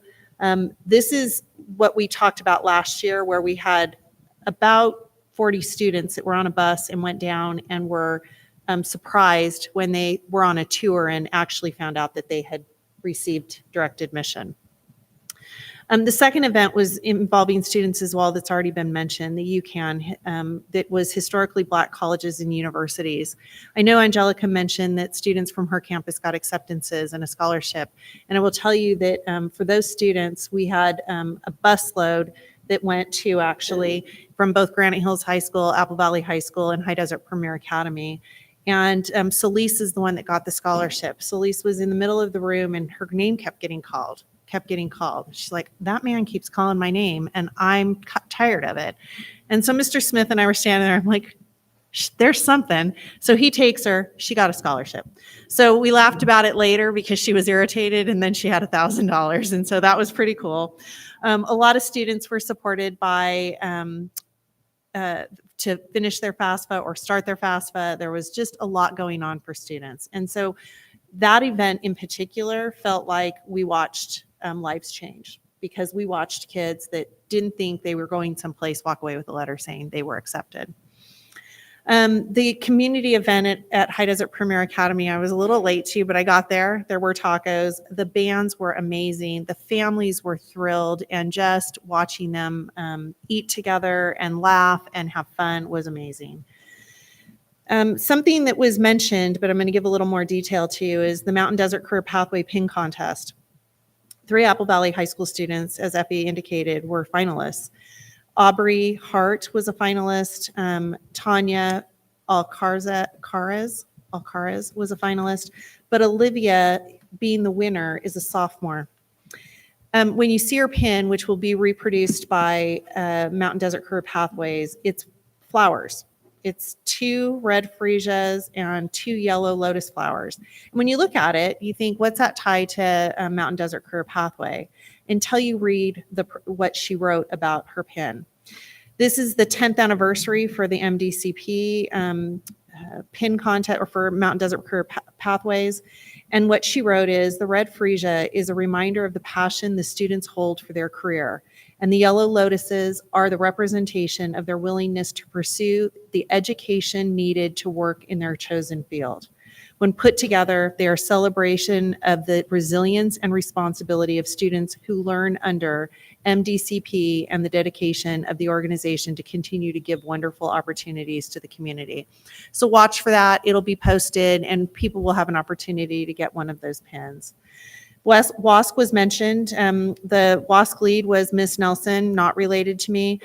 She knew that I would not be there for the readout as I was down the hill at a county meeting, but she did provide me the readout information as she promised in an email, and was just so happy to have visited High Desert Premier, and we look forward to hearing the accreditation.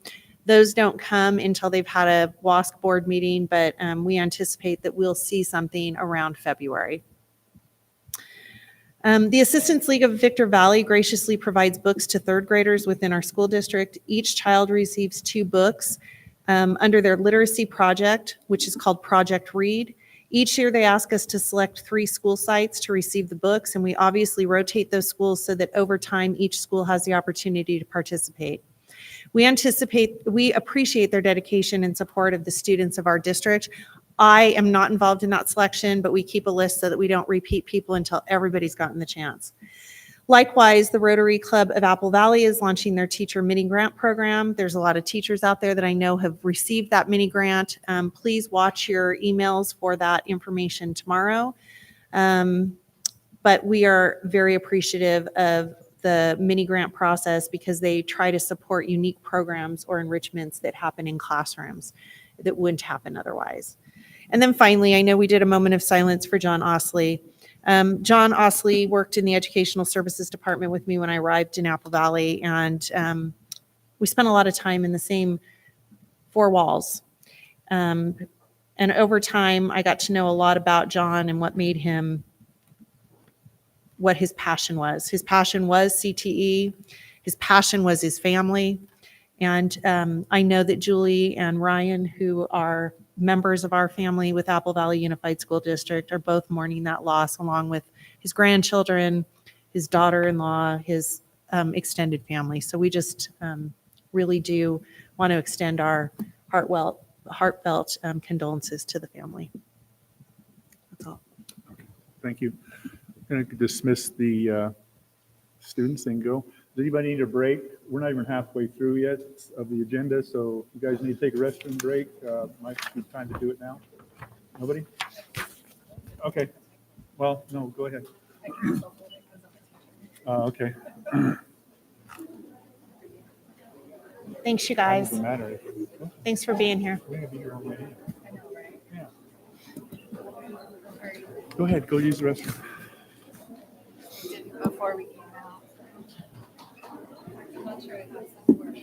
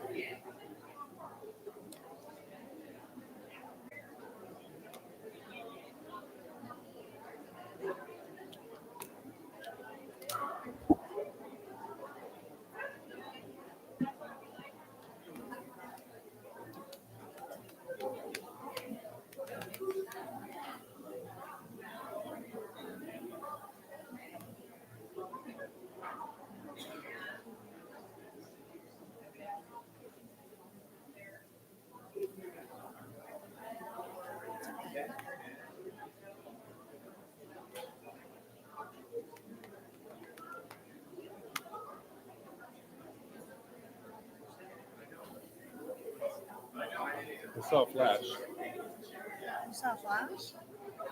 Somebody's phone? Mine's plugged in. Is that an expensive purse or is that from Ross? Like my wife buys the ones from Ross that have a defect.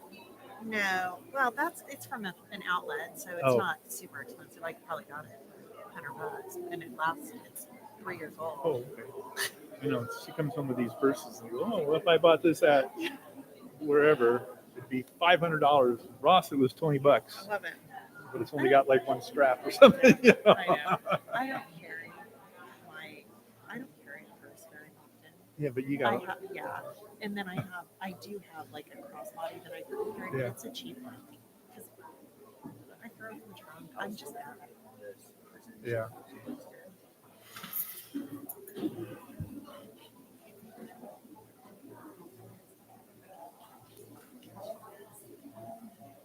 Hmm?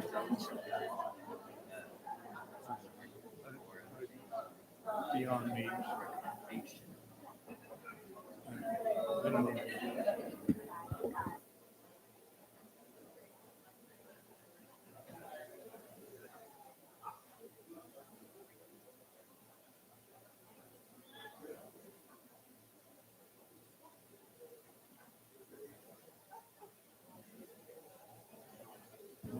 Okay, I think everybody's ready. We'll begin again. Item 7, J.C. Scott.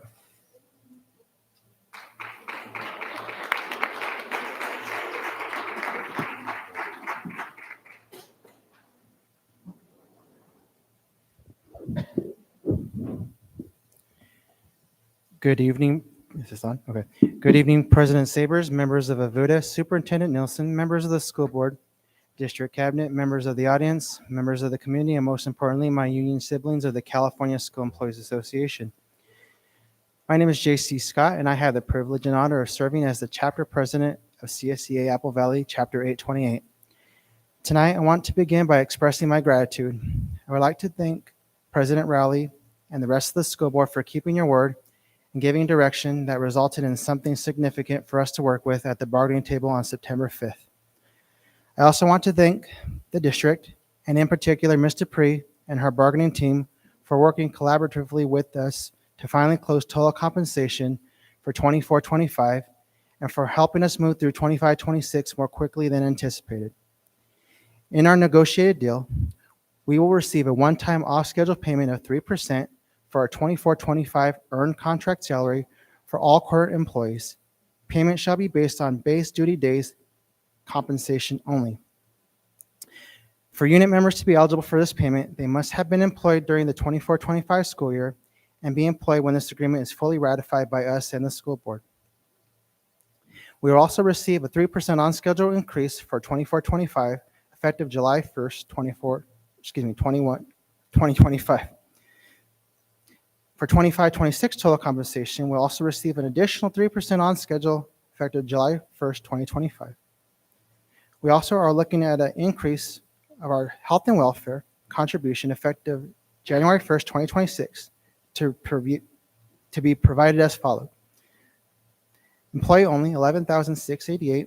Employee plus one, $22,153. And employee plus family, $28,432. We're also looking at an additional longevity schedule as follows. Beginning year 30, 16% of the base salary. If another bargaining unit enters into a total compensation agreement that results in a greater combined percentage, inclusive of salary and health and welfare contributions for either the 24-25 school year or the 25-26 school year, respectively, as listed in the agreement, Apple Valley Unified School District and CSEA agreed to reopen total compensation negotiations. And I must take a moment to speak from the heart about our teachers, our Avuda brothers and sisters. Your support has lifted us up in ways that words can hardly capture. When you stood beside us at rallies, when you spoke up for us, when you showed us that you see our struggles and value our work, it reminded us that we are not alone. The solidarity gave us strength on days when this fight felt heavy. On behalf of every classified professional in Chapter 828, thank you. Thank you for not only teaching our students, but teaching the community what true unity looks like. We celebrate our progress tonight with you because we know we couldn't have gotten here without you. CSEA stands with you in unity as you prepare to enter the impasse process. Whatever support I can offer, please do not hesitate to reach out. When we stand together in solidarity, we fight, we win. And to President Sabers, I want to personally thank you. You have not only been a voice for your teachers, but you have been a voice of encouragement, respect, and solidarity for us as well. Your willingness to listen, to stand alongside us, and to remind the community that classified staff and teachers are stronger together have meant more to me than I can put into words. I am proud to call you a partner in this work, and even more proud to call you a friend in this fight for fairness. While we know that there is still much more work ahead of us, today feels different. For the first time in a long while, there is a sense of hope, a sense that we can begin to rebuild trust. Trust is not rebuilt overnight. It is rebuilt step by step, through actions, through consistency, and through honoring commitments. Tonight is one of those first steps. Make no mistake, though, our work is not finished. But this moment is worth pausing for. It is worth recognizing because when classified professionals, teachers, administrators, and board members all begin to move in the same direction towards fairness, respect, and equity, our students and our schools benefit the most. To my union siblings, tonight is proof that your voices, your persistence, and your unity matter. Each rally, each speech, each conversation, and each act of solidarity brought us to this spot. Without your strength and without your belief that we can achieve more together, we would not be standing here with this progress in hand. To the district and to the board, we are cautiously optimistic. This agreement does not mark the end of this journey. It marks the beginning of a new chapter, a chapter where we can put aside old wounds, where we can start to look forward instead of backwards, and where we can celebrate not just victories at the bargaining table, but victories of a stronger, more unified school community. So let's move forward together. Let's continue to celebrate each milestone while never losing sight of the work still ahead. Because as the saying goes, where there's a will, there's a way. And tonight, we have shown that the will is still alive and strong in Apple Valley. Thank you for hearing the classified staff, and thank you for seeing us, and thank you for making us feel like human beings again. However, there's still work to be done. But thank you for putting the dignity back in Apple Valley Unified. Now it's time to do the same for our teachers. Let's take care of them at the bargaining table and in the classrooms. We can do this, Apple Valley Unified. Let's show them what we're made of. In solidarity, J.C. Scott, Chapter President, 828.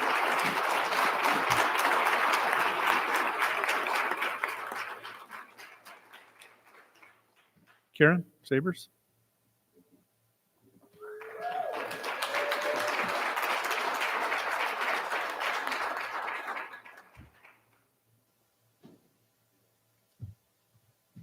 I don't think I'm supposed to give this speech tonight. My computer died, my phone's getting ready to die, so Adrian let me hers. Is this on? Okay. Good evening, Superintendent Nelson, board members, cabinet, President Scott, AVUDA members, and audience. My name is Karen Sabers, and I stand before you as the dedicated president for the Apple Valley Unified Teachers Association. First and foremost, I want to thank the AVUDA members who came out tonight and who continue to come out week after week in support. I also want to thank JC, the CSEA president, for joining us tonight in our informational picketing. The solidarity we are seeing is overwhelming. Our union is stronger than it has been in a long time, and together we will keep standing up for what is right. Most board members, sorry, I told you it didn't go over correctly. Okay, most board meetings, I stand here and share facts and figures with you, but tonight I want to share my story. I've been with the district for 22 years. Before becoming a teacher, I owned a preschool/daycare, and I took care of the teachers' kids. I was preparing to begin my master's in marriage and family therapy when Pat Shelby encouraged me to enter the credentialing program instead. Within 3 weeks, I was placed in my first classroom. Things were done differently back then. I had my interview in her office, if you want to call it an interview, and I was hired that same day. I, like many new teachers, did not even know what a TE was or how to read it. It was a financial struggle moving from a business owner to becoming an intern teacher. Like many of our educators, I had to take on a second job. In fact, I have worked that second job for the past 14 years to support my single family household. I leave Apple Valley and work from 4 to 9 in Victorville, Monday through Thursday. Yes, that means I'm missing work tonight, but fortunately I have a very supportive principal at my nighttime job. At the end of last year, I was encouraged to apply to a neighboring district. If I had accepted that position, I would have made $24,000 more per year, nearly $2,000 more per month, and in retirement, $700 more each month. I cannot deny that I could have used that money, but I chose to stay. I chose to remain here to fight for my colleagues because this district has been my home since I moved to Apple Valley in 1994. My daughter started kindergarten at Rancho Verde, and this is where my roots are. Like many others, My heart is breaking as I watch the morale across the district sink lower and lower. Yes, it has been uplifting to see staff come together in solidarity, but it is unfortunate that it has taken such difficult circumstances to do so. We are looking ahead to mediation and possibly fact-finding, not because we want to fight, but because we want transparency. Our members deserve nothing less. This year has also begun with a flood of concerns from staff about student behavior. We had this conversation last year, and I find myself standing here again asking you to uphold Ed Code and support our staff when disciplinary issues arise. Brushing off serious incidents as mistakes based on grade level is not acceptable. Just last week, in fact, I saw JC with a fat lip after being punched by a student. Staff need to know that their safety matters too. They also need to know that administration supports them and has their backs. Their truth matters too. We also need to acknowledge that trauma is not only something our students experience. Many adults, our staff, carry trauma as well. Their voices count. Their accounts and their experiences cannot be dismissed. They must be heard and respected. On a lighter note, I want to share some good news. Avuda participated in the Apple Valley Happy Trails Parade for the first time with a float, and it was exciting to see and hear our community cheer us on. I'm sorry, we didn't all see you at the parade either. We missed it. We got to the end and Steve says, "Hey, did you see Ternay?" And I said, "No." When you're in that mindset, you don't see anything. You're just walking along. So I'm sorry. And it was, okay, we had an absolute blast, and we were honored to take third place in the float division. We'll be recognized at the next town council meeting for that achievement. We will also be participating once again in the Town of Apple Valley Trunk or Treat on October 25th, where we'll hand out books to children in our community. I invite anyone who wants to join us in spreading some joy. Please come out. It's such a fun event. Additionally, our executive board recently attended the Region 3 Leadership Conference. We divided and conquered the sessions to gather as much knowledge as possible, all with one purpose: to better serve our Avuda members. And finally, we are thrilled that CTA President David Goldberg and CTA Secretary/Treasurer Erica Jones will soon be visiting Apple Valley to show their support for our members. We look forward to their visit and them meeting our Avuda members. As we head into fall break, I want to thank you again for your time tonight. I remain proud to represent such dedicated and passionate educators. And I am so sad that you are leaving, Earl. Earl has been one of the best mentors that I have ever had. So I thank you for that as well. In solidarity, Karen.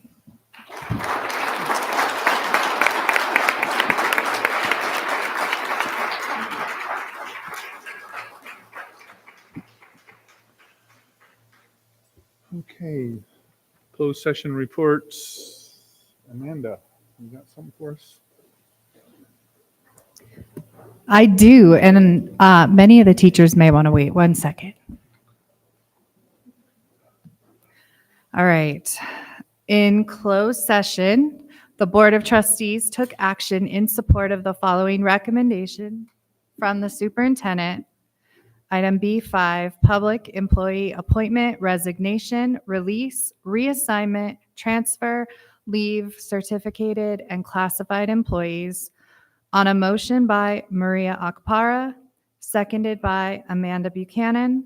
The Board of Trustees approved the following. Appoint Timothy Holtgreff as high school assistant principal, High Desert Premier Academy, and Apple Valley Virtual Academy, range 8, column 1 on the certificated management salary schedule. 210 base duty days, effective date to be determined based on employment of a suitable replacement. Congratulations.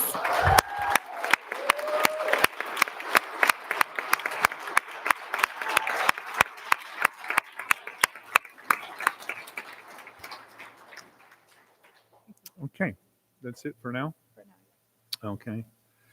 Item 9, adoption of the agenda. The board may approve the agenda as is or add or pull items from the consent agenda for discussion and or action. Do we have a motion to approve? So moved. Is that Anita? Anita, and I'll second. Okay. I can get my Anita. mic on. Is there any way we could have discussion on this? Yeah, we can have discussion. Yeah, just hang on a sec. We'll do the second. But who is the second? By Amanda? Yes. Okay. Yeah, once there's a motion. we can Okay, discuss it. so there's some discussion. Go ahead, Renee. Yes, so I know that I've spoke on this point once before, but I definitely want to come back to it. I sat up here and watched our choral teacher at Granite Hills High School sit here and wait until 10 p.m. to tell us what wonderful things that his kids were doing. It just warmed my heart that he would want to stick around that long, but it also broke my heart that he had to. I've also seen concerned staff at other board meetings have to leave because it got late for them. So I want to make a motion to prioritize the voices of our constituents and move public comments up before presentation. So it immediately would follow our adoption of the agenda. It would read D, comments, 1, public comments, and then everything else could move down so we could hear from the people before we go into the business of the board. Well, that's up to the president to, who's ever sitting here as president can move the agenda around, move things different ways. So I'll take that under consideration. Thank you. Okay, so is there anything else, Renee? That was it. Okay, thanks. So we'll need to take a roll call vote. Anita? Tucker? Just aye? Yes, Aye. no? Okay. Renee Longshore? Aye. Maria Okpara? Aye. Amanda Buchanan? Aye. And I vote aye as well. Okay, thank you. Presentation, Apple Valley Center for Innovation, AVCI, and that will be Patrick Slosser.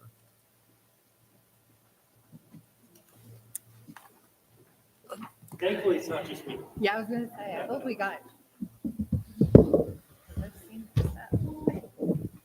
Okay, this microphone is not for shorter people than we are, but Mr. Conrad's passing out information here, and we'll get the slideshow started. And you only have me for a moment because I'm going to introduce the real fun here. And so, the Apple Valley Center for Innovation in 2016. Apple Valley Unified School District leadership, as well as the Academy for Academic Excellence leadership, realized that the former site for AAE was sitting empty. It was actually a science center originally, a dream of a teacher in Apple Valley Unified School District, Rick Piercy. But they'd moved to a new campus and it was sitting unused. And the idea was, let's do something great there. And so from that conversation, and some dreaming and scheming and lots of elbow grease and hard work, what we now have is just an incredible program.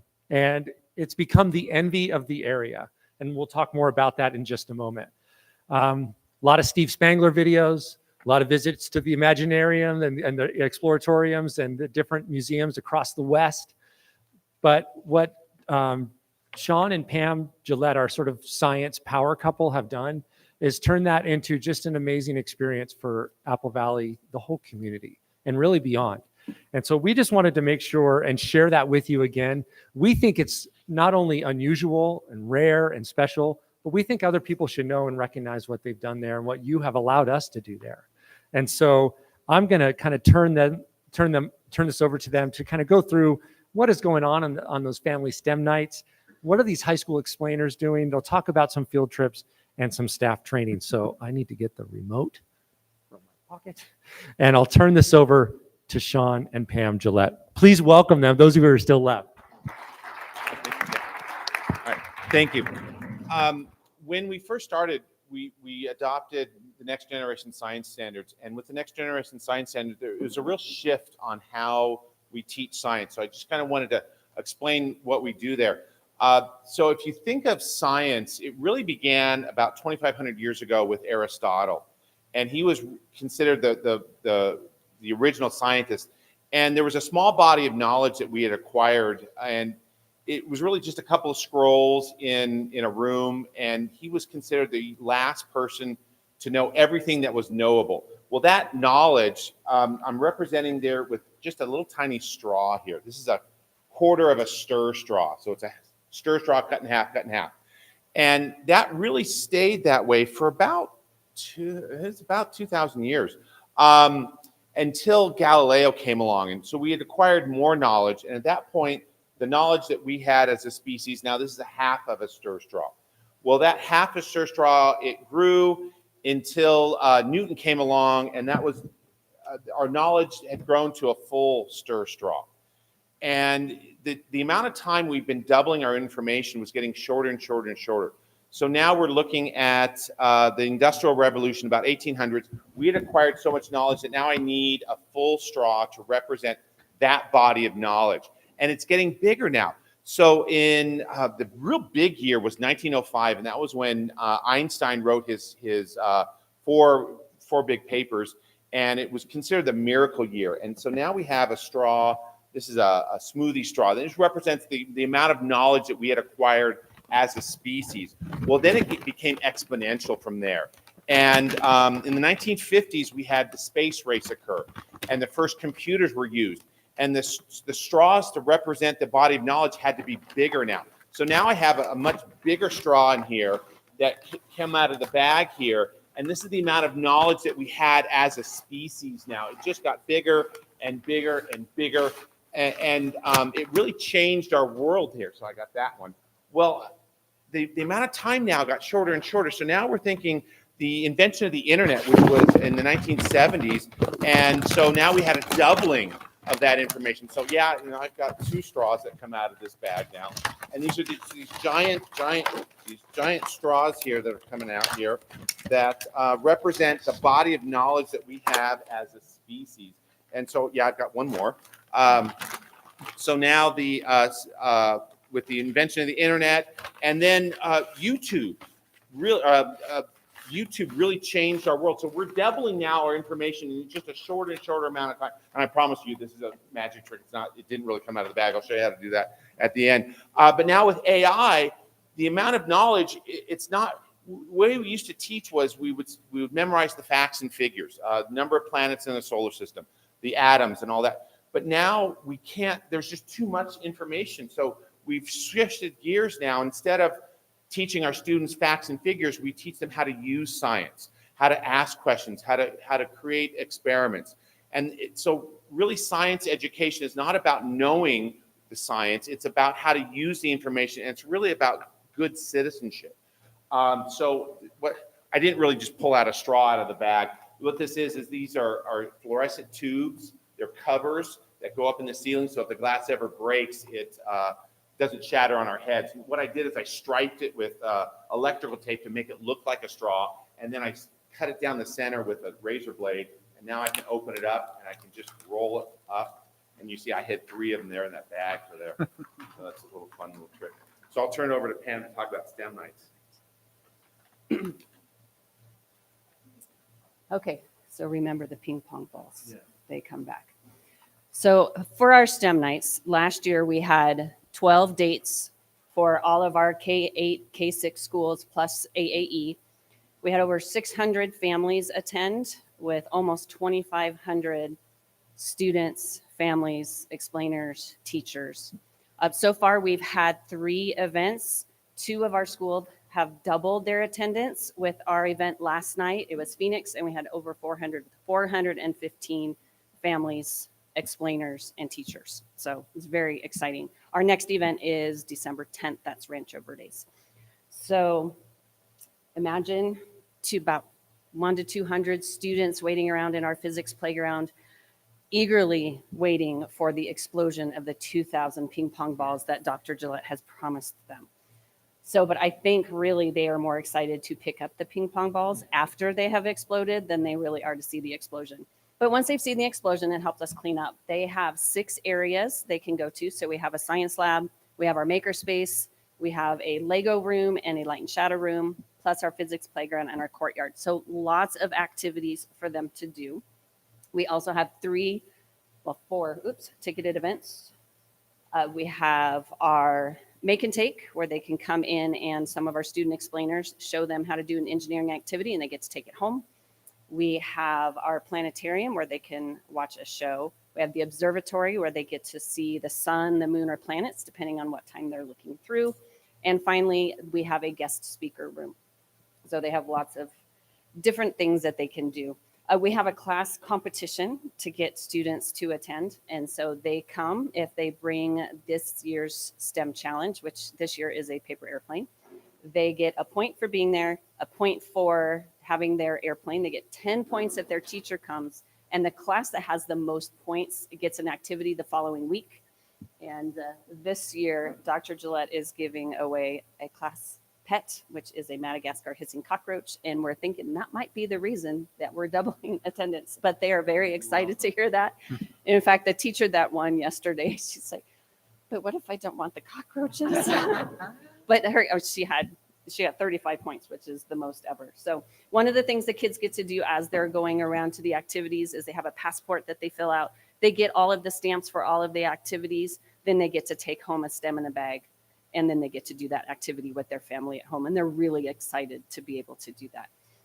So that is our STEM nights. Oh, and we end with a big explosion too, with the rest of the liquid nitrogen. So that's a big thing. So when we set this all up, we had to figure out a way how we were going to run these events. And it quickly became obvious that her and I weren't going to be able to run this.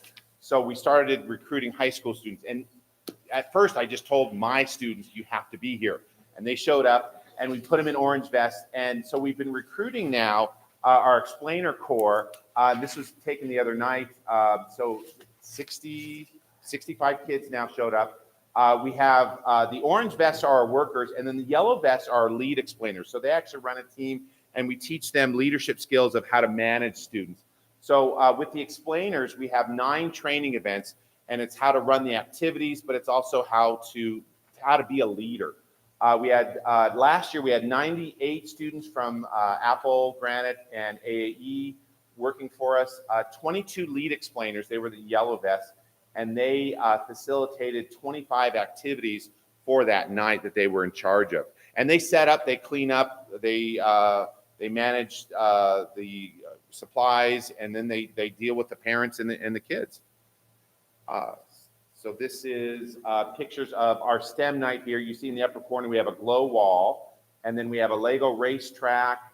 We had ramps, and we did the sun a couple years ago when we had the eclipse, and we took that group in the lower corner. That was our explainers that we took to, to Fleet Science Center down in San Diego to show them how professional science museums are run, and so they can learn from their team.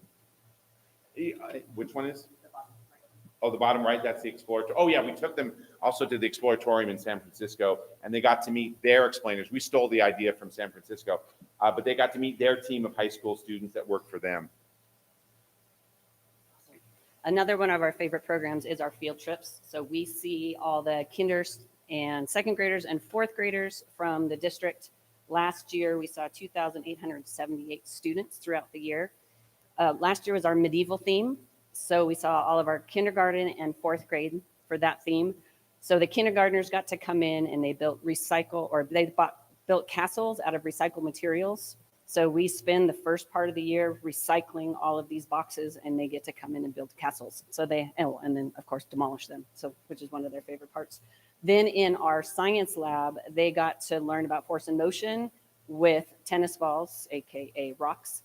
And so they roll them down the ramps, and then they get to hit the castle with them and wake the sleeping dragon. So that's their favorite part. They get to learn all that. Fourth grade, they came in and also did physics with catapults. And they did an experiment where they figured out what variables made the launch go the farthest, and then they got to storm the castle. So they really enjoyed that using the physics knowledge that they gained. And then they got to create and build Lego chariots with little horse and minifigs. So they had fun with that, and they got to race those on our racetrack. Second grade, we got to do something brand new with them. We took them to Mojave Narrows Regional Park, and they got to be scientists around the park. So they learned all about asking questions and making observations and learning about all the animals and plants at the park. So they had a lot of fun with that. And we've been training students and teachers on the sciences that we have there. We've got an astrophotography program going where last year we taught teachers how to take pictures of the night sky. And this year, those teachers are coming back and they're bringing student teams there. So we're going to be seeing student photographs really soon. We have a science specialist team, one teacher from each site, and they're responsible for the science at their school, and they work with us on the programs that we offer. And then we also have a double star team of students that take measurements of double stars. So those are stars that are either gravitationally bound to other stars, or maybe they're just optical illusions that they look like they're next to each other. We make measurements, and then we take those measurements and we publish them in academic journals. And so these kids leave us as a published scientist, which is really the definition of what a professional scientist is. And we've just partnered up in the lower picture there with the county, and that is the Cal Mesa, so California Math, Science, and Computer Science Grant. They came to our program, so we were sharing what we do with there, and then we're going down to Rialto in a little while to work with them.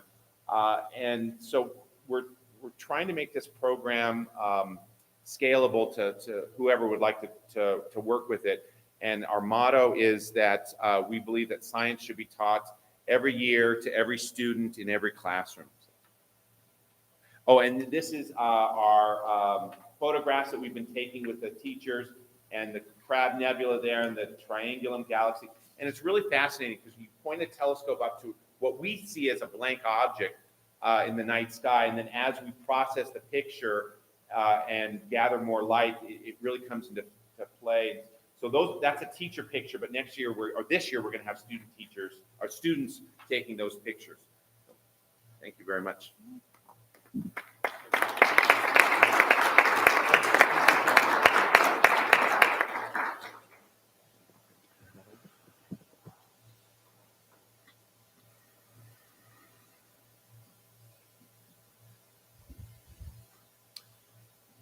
I have an Aristotle-sized straw worth of information to share with you. Just a moment.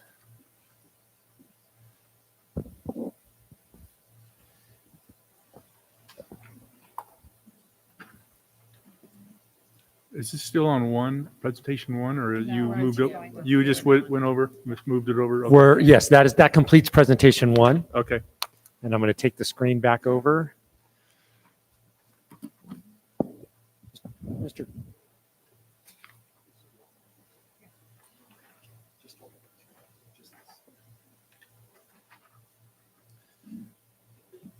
Okay.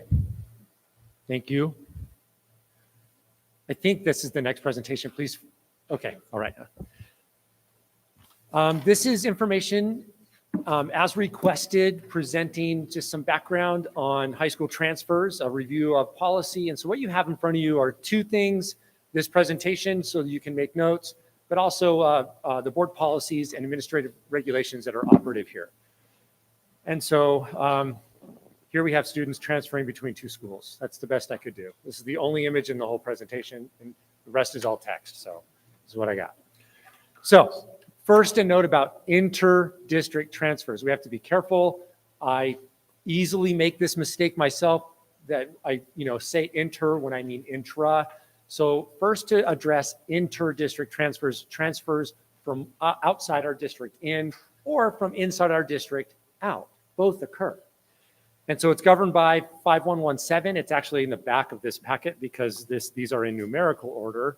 And so it's in the administrative regulation, it gives guidance for, on the second to last page, for 13 reasons that the superintendent or designee may, and it does say may, approve a transfer in.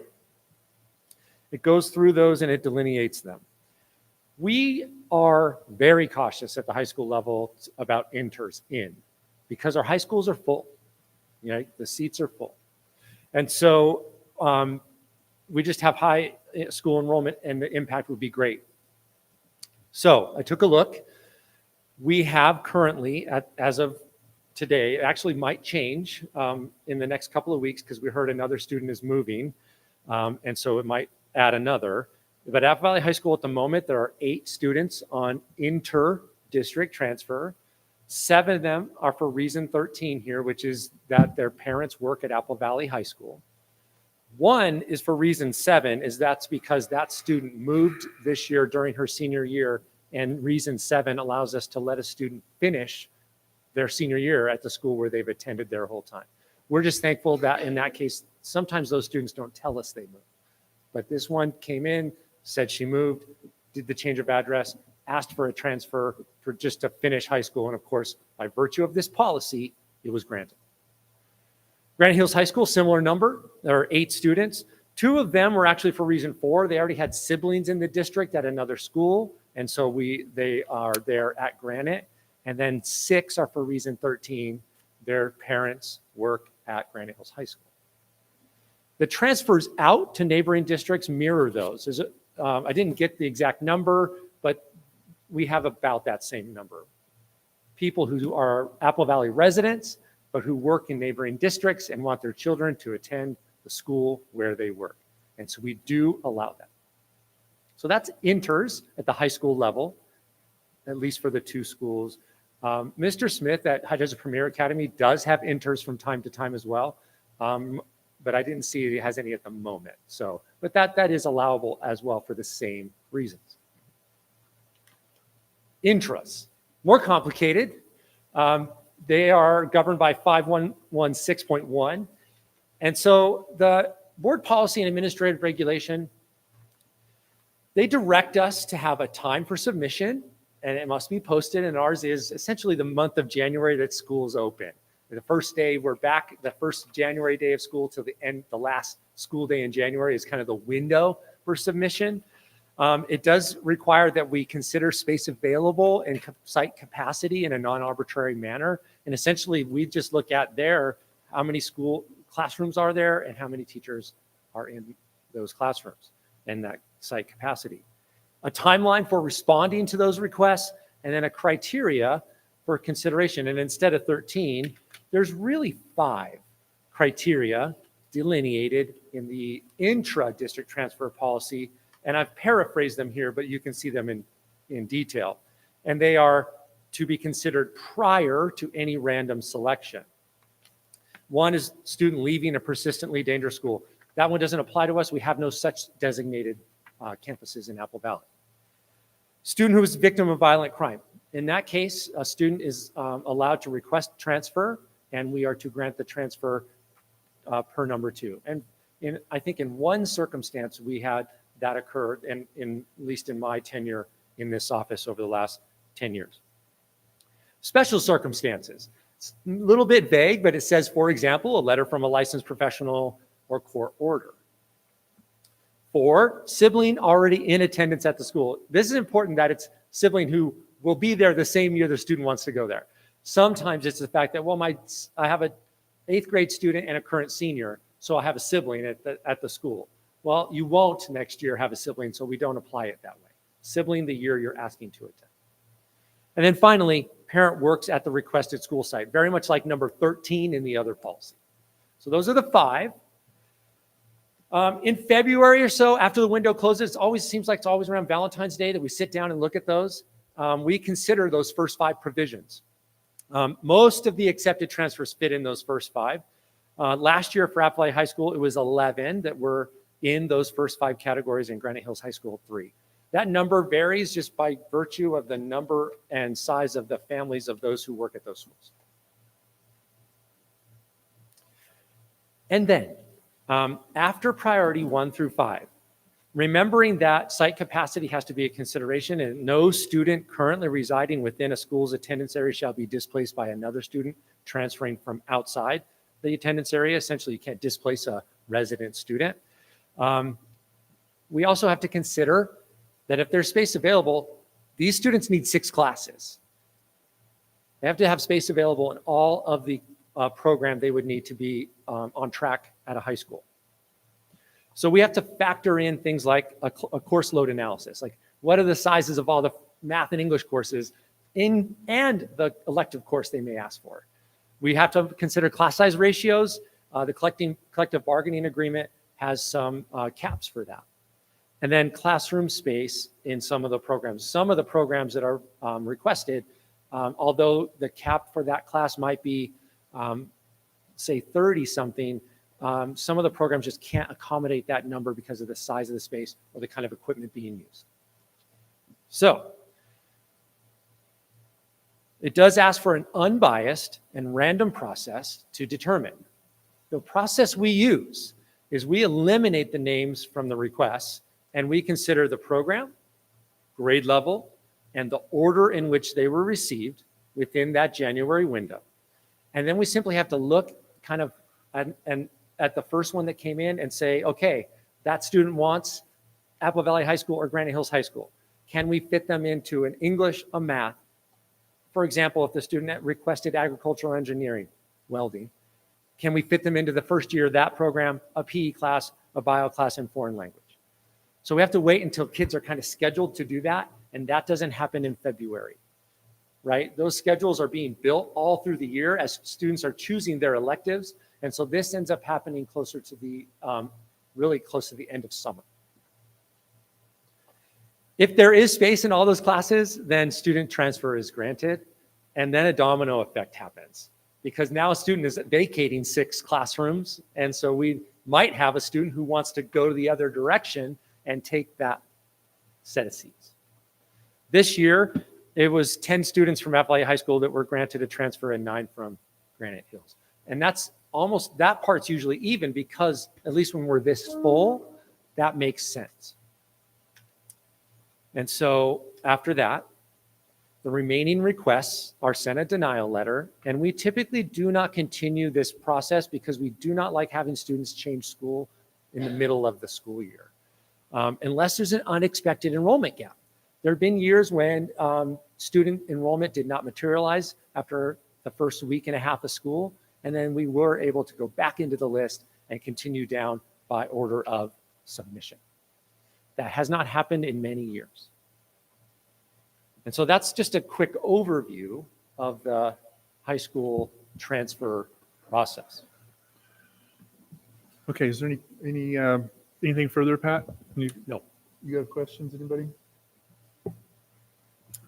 I do have questions. Thank you for your presentation, Pat. That was a lot of interesting information. Can I interrupt you real quick, Renee? So you guys that are here for public comment, I'm going to move it forward because I see a lot of students here that want to speak. It's 9:30. So as soon as we're done with this topic, I'm going to call for the public comment. So just hang tight. Okay, thank you. Go ahead. I'm sorry. No worries. So I'm the one that brought this up for discussion. It is something that I think you did a good job explaining as far as our practice so far in the district. My concern with bringing this forward is our board bylaw or our board policy 5116.1, which is our intra-district open enrollment policy, and specifically looking at how students are coming into our schools that, as you've noticed and noted, are at capacity and limited spaces. I want to make sure that we're taking steps to prioritize the students of our district. And I'm sure as the board considers the data and the idea that the money we receive from the federal government, from the local government, from the state, is intended to service the students in Apple Valley first. and prioritize them specifically. So when we look at board policies and the admittance of students, even in the idea of our unbiased and random process of selection, I just would like to ask the board to consider whether the current way is functioning if we're truly prioritizing the students of Apple Valley.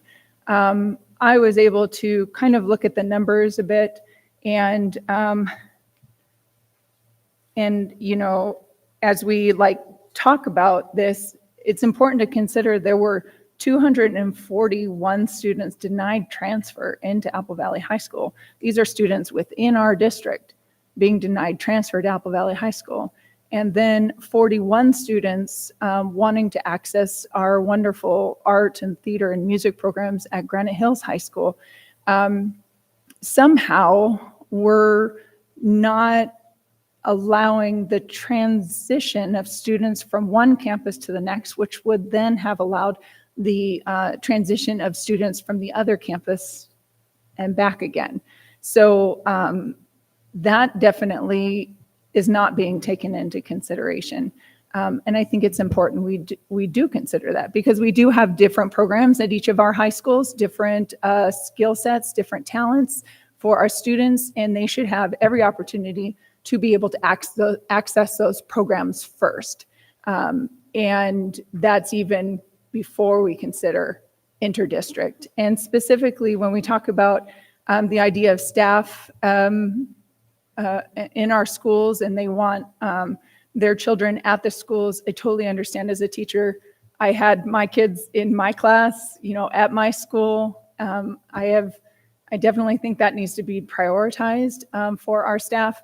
But as far as a sibling of a student outside of our district, well, now they're in our district, so now we're going to let their siblings come. I'm just not sure that should be prioritized, like maybe a sibling in our district and they're at this school, and so then their sibling can come to the school in the district, right? So I think we need to think about this in terms of looking at the students of Apple Valley, servicing the students of Apple Valley, and prioritizing them.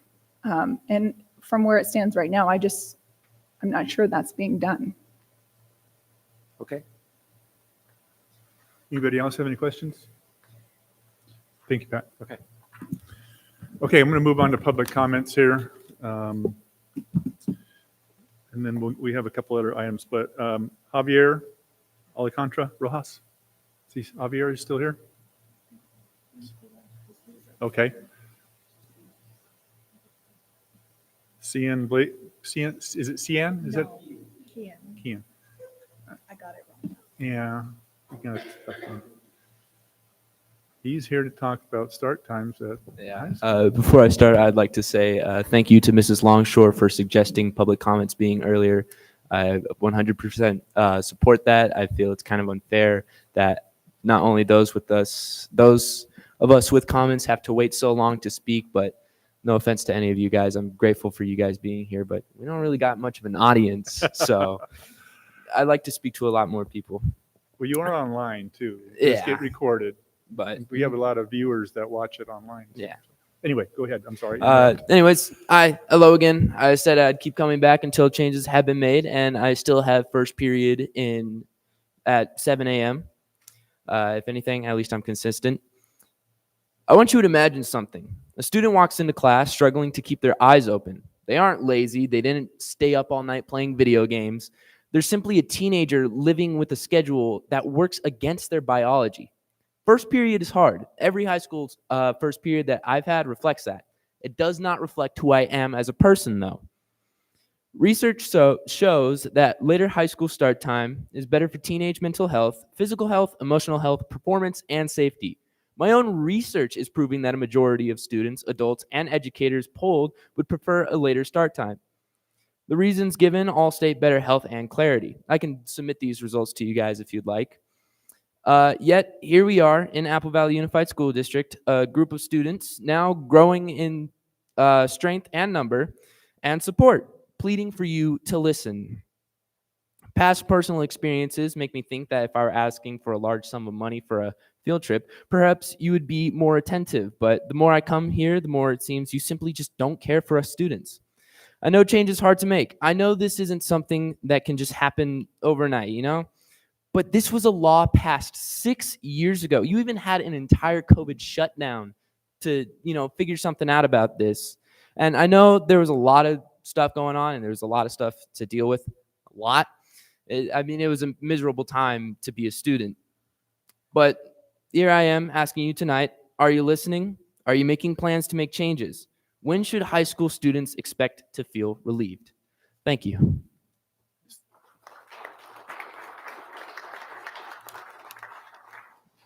I'm going to give you, if you can come up here real quick, I'm going to give you my cell number. I want you to call me when you get a chance, when you get out of school tomorrow. I want to talk to you about this, just me and you, okay? Hang on a second. It's late, so, but I will, I know, you got to get up. So call me tomorrow, all right? Okay, thanks. All right, we have another one. Is it Silas? Silas? Did I say it right? Okay, Silas. Yeah.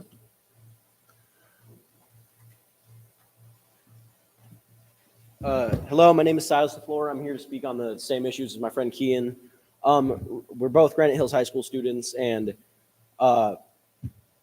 we recently been promoting a campaign to convince you guys to change our school start times. And part of that a major part of that campaign has been running a poll just to get the general public opinion about it. We had a rate of about 80% yeses and 20% nos.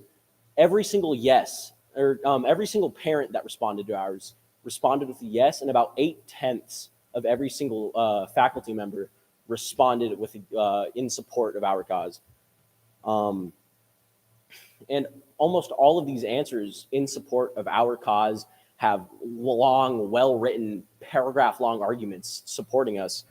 And on the other side of that, those against our cause submitted like one sentence saying, oh, I don't want to get out later. There are mountains of data and evidence backing us up, and the only excuse for the other side of this argument is just convenience. There's no positive outcome that comes from keeping our school start times that early in the morning. We acknowledge that this is not an easy change for you guys to make, but we beckon you to realize that it is a necessary one. If you deem the health of thousands of students important, this is a necessary change. If you think that facts and data are more compelling than just simple convenience, this will be necessary. If you truly and wholeheartedly care for these students of this school district, this is necessary. The final question I have to share with you guys, are you just hearing us or are you listening? Thank you for your time.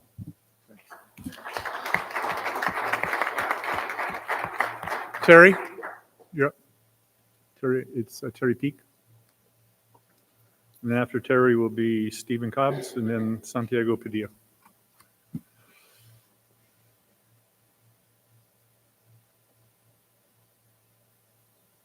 First, I'd like to say thank you for getting my name correct. Sorry, I gave my kids different names. They got some tough ones. We're Celtic, so my kids reflect that. And I also want to say thank you for moving the public comment section up. I seem to remember eons ago that public comment section was earlier in the agenda. But thank you for getting it going. Good evening. Hello again. Isn't it amazing seeing students actively engaging, doing research and advocating for themselves and for what's right? I am beyond impressed with not just my son, but the rally he's gathering. And it is larger than just the two. They have quite a few at Granite. Research from the American Academy of Pediatrics shows that teenagers' natural sleep cycles shift during adolescence. Their brains don't release melatonin, the sleep hormone, until later at night. That means even if they try, most teens can't fall asleep early. When school starts at 7 a.m., you're asking them to function on 6 or fewer hours of rest, when they actually need 8 to 10 or more, depending on the kid. The consequences are serious. These stats are on repeat here. Studies reveal that students who start school later experience better grades, higher test scores, and sharper focus in class. Even more importantly, well-rested teens have lower rates of depression and anxiety. The CDC has also linked later start times to safer driving, reducing car accidents among young drivers. And believe me, this is a concern, as every morning when he leaves, I'm watching him on my app, making sure he gets there okay. This isn't just about comfort. It's about health and learning. California already recognized this by passing a law requiring most high schools to start no earlier than 8:30. Other states are even beginning to follow. By aligning school schedules with how teenagers' bodies and brains actually work, we give them the chance to succeed both academically and emotionally. And I know there's a lot going on with contract negotiations, union requests, and everything else that the board deals with on the daily. But if we want our students alert, motivated, and safe, the solution is simple. Let's follow the law and let them start school later. Giving teens the rest they need isn't a luxury, it's an investment in their future. Please help make the change. As I said last month, all of my boys are stellar people. They are, at least to me. My youngest is a game changer, a revolutionary. Vive la révolution. Thank you. Steve.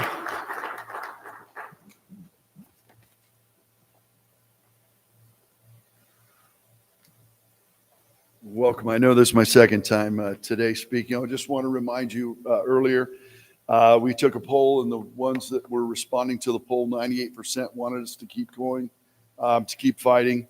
I'm passionate about that as a chief negotiator, lead negotiator on our side. Tim, I apologize. No offense intended. But when the state was made just a little bit ago, it sounded a little tone deaf when we asked teachers to wait, thinking maybe there might have been an announcement. It was kind of on the par when we were sitting in our negotiation last time, and we waited 30 extra minutes to come back for nothing. And there was no extra. The reason I'm passionate about it, I got two things written to me today, sent to me, and it said, ASV, AVUSD Community Alert, our schools are sinking our property values. The crisis isn't just in the classroom. I'm not sure who wrote this. It's hitting your wallet. Low teacher pay in Apple Valley Unified School District is driving away talented educators, leading to high turnover, and ultimately hurting your students' education and the value of your home. The facts are stark. Impact on education, competitive teacher salaries are directly linked to attracting and retaining high-quality teachers, which in turn is shown to improve student academic achievement and lower dropout rates. When AVUSD loses you lose experienced teachers to higher paying districts, our students suffer. Said impact on property values. Quality schools are a cornerstone of property values. Home buyers consistently pay a premium to live in districts with strong reputations. When a school district struggles to retain experienced staff due to non-competitive pay, its reputation declines, acting as a drag on local real estate prices. AVUSD teachers deserve a livable wage, and our students deserve the best. It's time to demand better from our school board. What can you do? Share this post to raise awareness. Contact the school board and demand competitive pay. Attend the next school board meeting and make your voice heard. And that was one of the things that was said. The second thing was sent to me was another statement of, please don't settle without accountability. And so our teachers are feeling this. We're there. We're asking you. I started the night saying, please do the right thing. And I again end that tonight. Please do the right thing. We want to move forward. Thank you. Santiago. Good deal.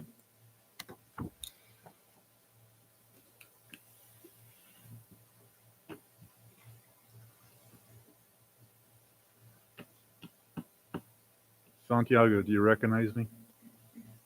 I'm your neighbor. You take care of my house. Yeah, You never see me in a suit and not a hat on, I haven't seen probably. you in a suit. You look good, man. I see you every day. Anyway, I'm here presenting an idea for a change on earbud law. I believe that as students, we deserve not so much of a right, but more of a voice on what laws are enforced against us. And I've interviewed many students across Apple Valley, the Apple Valley High School, And we've come to an understanding that if you have a B plus and 85% in a class, you're doing pretty good, correct? You should be able to have one earbud in so long as you listen and complete your work, given that the music you're listening to is somewhat school appropriate. Failure to do so or lying about your grade percentage will result in 1 demerit and the week off regardless of your grade percentage. Any questions? No. All right. I'm gonna, you got a couple minutes here. I'm gonna tell a story about this young man here. So he lives across the street from me. And one day I'm out getting my mail. It's pretty kind of a funny story, actually. I'm going out to get my mail, and he goes, "Hey, there's a crow in your yard with a broken wing. Can I go over there and get him?" I said, yeah, I'll help you round it up. Long story short, he doesn't find it. Next day I see it again. I text him, and he comes running out. He catches it. And he's like, "I want to take care of it." And he's sending me pictures of this crow in his room, this big giant crow. And then finally I said, "Well, what happened?" He says, "Well, my grandma made me get rid of it because it was living on my ceiling fan in my bedroom." So, but this guy has such a heart to try to take care of this wounded crow, and it's still running around the neighborhood now, but it's been, what, a couple of months now. So, but anyway, I appreciate your comments, and we'll talk later. Santiago, your principal's at the back. Make sure that Mr. Goodrow finds you and has a conversation with you. Okay? All right. All right. Good job. Thank you. That's so that's all we have for public comments. So we're going to move on to other business here we have, but I appreciate all the comments. And Do we just want to confirm really fast for the record that there's no public comments at the teleconference location? Oh, I'm sorry. Anybody online there in your in Austin, Texas that wants to speak? Maria? Well, I have to say it's 11:41 p.m. now, and if anybody wants to speak, I haven't seen them. Okay, okay, thanks. All right. We're at E1, Footsteps to Freedom 2026 tour dates, and that will be Trinae Nelson. As I did last year, in order to get direction from the board, I have provided the cost per person and information. We do currently have one carryover from this past summer. So we have one registration already. I just need direction on what you'd like me to do as far as budget and providing the tour.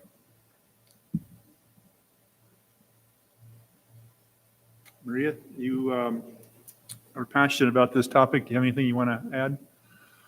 I just want to know how many did we cover last year, so we'll know, and how much will it be if we cover the exact number of teachers again this year, if we have the funds. We had 6 that could enroll because we had a carryover from the previous year. You agreed to pay for an additional 5. Okay. The cost has gone up slightly. And the flyer was attached to the board agenda. Yeah, I saw that. So you need tonight from action from the board is Just direction, not action. Oh, 'Cause there's it's no not action. it's just for, so that I can then provide it back okay. Well, publicly. just go ahead and move it forward, and I agree. Anita? Anybody else have anything down there? I just have a question. I've been on this trip. It's been life-changing and amazing. But I'm wondering, the individuals that have gone, have they made lesson plans or shared them or had events where they've utilized the work from this for our students? Well, I can tell you that Mr. Tim at High Desert Premier is using it just about every day, and he actually has piloted the program at High Desert Premier. There are some teachers from Apple Valley High School who went, and they are using the study that they had to be able to present to the students. And from what I understand, the students are very receptive to the format that they're using. So no, they didn't just go to visit, they came back and they're able to showcase to their students. So At least that's what I know. So the teachers are creating lesson plans and utilizing this in their classroom? Correct. Are they And they're able to also- share this with other staff that may want to use lesson plans that don't go on the trip, perhaps? Mrs. Tucker, I believe quite a few, and they would know better, sat on the course development of Ethnic studies? ethnic studies as well. That's correct. I'm Nurse. just wanting to know if I vision when you spend the amount of money for this, and it's an amazing program, but I would like maybe to see something like a Google shareable folder of lesson plans that were created that people can use. I mean, I've been on it. I've created lesson plans for it, and there's like quite a lot that you can do with that. It just a thought, perhaps. Okay, we can do that. So- Give direction to staff to do that. Okay, we can deal with that. What is the direction, the number? Are we sticking with 5 6. additional? I would stick with the original number that, The 5? yeah. Okay. Is that a consensus? That's just my opinion. I had a quick question. I've heard wonderful things about this program.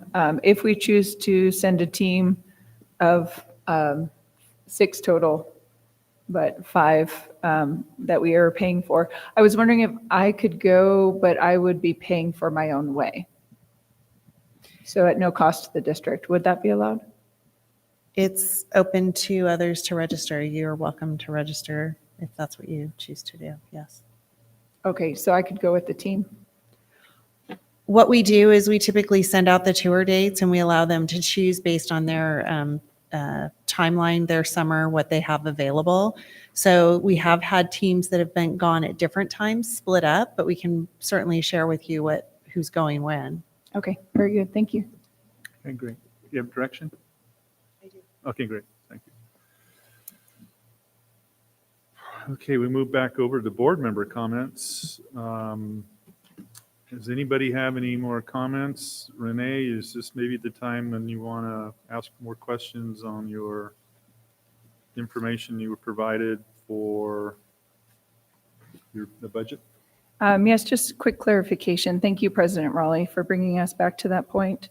So my question was in regards to the $420,146. So again, $11,420,146. I believe we were at, the majority of it came in through restricted funds. $10,200,800. Assistant Soup Schulenberg, thank you for that information. Is this normal as far as your position as our finances expert to have $11 million come through 3 months later? Well, if allow me, you had submitted this question via email, and I'll read an excerpt from that response. This particular instance is a result of revenue sources being budgeted after the budget was approved by the board. This can be due to several reasons. Revenues unknown at time of budget adoption, adjustments to revenue amounts after budget adoption, grant program revenues, and/or unearned revenue program carryover, for instance, Title I. In this particular instance, Ms. Longshore, the lion's share of that $11.4 million was restricted funding. Acting on incorrect information, the entire 5-year community schools block grant allocation was budgeted to be received in this year. When we received the clarifying information, the budget has since been revised to include only the community school block grant revenue that will be received in this fiscal year. Grant funds can flow in different ways. Sometimes grant funds flow to us as one-time money. We receive all that revenue in 1 year and have several years to spend it. This particular block grant was budgeted in that manner incorrectly. It has been since revised because we will be receiving the community block grant in 5 annual installments. So we have adjusted our revenue budget accordingly. Okay, thank you so much. So that communication, or in this case, miscommunication, do you have evidence of that? I'm not sure what you mean, evidence of that. Oh, maybe, I'm sure the $11 million came in because, and showed up on our budget because someone would have told you that. So I guess We got evidence a grant award notification from the state of California. a grant award. So Yeah, are we GAN. able to get a copy of that? I imagine you could, yes. Okay, are you able to provide that? Yeah. He's not able to provide it tonight, Not but we right now. certainly No, will of write course these not. things down, and whatever we can provide and in the timeline of when they were received, we will do so. Absolutely. I'm definitely trying to approach this as reasonably as possible. As you noted, I did email you ahead of time and let you have the time to formulate your response to this. Yes. And also let you know I would be asking about it in open session. So all I want is a assurance that I will be able to, and the board will be able to see evidence of the $11 million, because that's a lot of money. And I'd like to see how that played out, if possible. Okay. Are you able to get that to me? What would be a reasonable amount of time? Well, I can provide that to Ms. Caudell as early as tomorrow. Okay, wonderful. Thank you so much. I appreciate that. Yeah, because I was looking at the budgets in past, and there was no unusual activity like that before. So like you said, it was very unusual activity. There has been activity in previous budgets. We were faced with a little bit different circumstance this year. From adopted budget to unaudited actuals, if you do look historically, typically the county has not opened up our budget to begin making budget adjustments prior to unaudited actuals. But the county did open up the budget earlier this year in order to enable districts within San Bernardino County to begin making those adjustments. The Director of Fiscal Service did begin making those adjustments earlier this year, some of which were reflected when the unaudited actuals packet was printed at the end of August. That being one adjustment that was done incorrectly and has been since corrected. Okay, yes, thank you. I also looked at neighboring districts, and it seems like whatever projection is made in May seems to carry over to the unaudited actuals released too. Yeah, and that's been true for us also in past years. If you look at our packets from adopted budget to unaudited actuals for the past several years, you will see very little variance, if any, from adopted budget to the budget on the unaudited actuals document, because our budget was not available to be adjusted. Yes, thank you. And in the future, if there are significant changes like that as a board, are we going to be receiving notice of things Yes. like that? Because I feel like, so much information comes at us and we read a lot. And so many things could get missed. And so I just want to make sure, especially when significant things happen like that, that we're alerted when it's put into the budget, or in this case, it sounds like when it needs to be removed. Okay. Thank you. Does any other board member have any comments for the second go around here? Yes, I do. Go ahead, Maria. I think whenever a document is sent back to any one of our board members, we should all get the exact same document at the same time, just like the superintendent gives us a response when a question has been asked. But it's unfortunate when we get a document that is given to us at the board meeting, we have not had the opportunity to have seen the document. So I'm going to suggest that any document that is given to us at a board meeting, we are going to have to table it until we have had the opportunity as a board to have looked at it also. It is impossible to make an informed decision on any document that we suddenly find out that we have at a board meeting. So that's going to be my suggestion moving forward. Thank you. Maria, that follows the Brown Act as well, meaning anything that is up for discussion should be publicly posted appropriately for the public to see prior to the board meeting. So we're going to have to work on how we get these pieces of information in order to have them agendized appropriately. Okay, great. Superintendent comments, do you have any more? Okay, great. Move on, we have no public hearings at this time. Discussion action session is recommended. The Board of Trustees discuss and take action on the following items. Number one, approve the certificated and classified personnel actions as listed. Need a motion and a second? So moved. Is that Anita? I'll second it. Second, Amanda. Any discussion? Take a roll call vote. Anita Tucker? Aye. Longshore? Aye. Para? Aye. Buchanan? Aye. Well, I approve as well. So motion passes, or yes, it passed, the item passes 5-0. Approve the recommendation for requested leave as noted. I'll make the motion to approve. Do we have a second? I'll second. Second, Buchanan. Any discussion? Go for a roll call. Ms. Tucker? Aye. Ms. Longshore? Aye. Ms. Opara? Aye. Ms. Buchanan? Aye. I vote aye as well. Passes 5-0. Item 3, approve the recommendation for the administrative hearing chairperson. I'm sorry, Ms. Lee.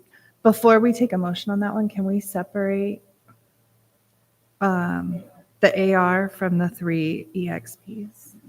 Okay, so AR 62025.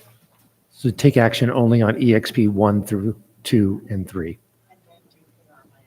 Okay, so the first motion will be EXP 2025-26, EXP 2025-26, EXP 3. Okay, I'm sorry, 1 and 2, EXP 3.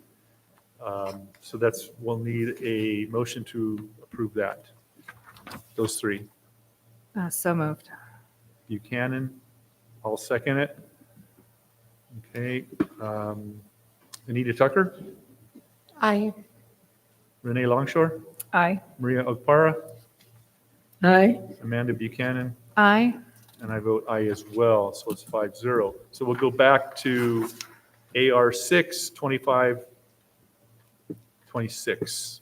Yes. So I'd like to make a motion that we deny this annual review case. Okay, I'll second that motion. We'll vote on it. Anita Tucker, Aye. Aye. Renee Longshore, Aye. Maria Okpara, Aye. Amanda Buchanan. Aye. I vote aye as well. Motion passes 5. Okay, great. Expulsion case EXP 2. Oh, I'm sorry, we already did those 2, 3. Okay, we're good. We went 1, 2, 3. And we did the AR as well.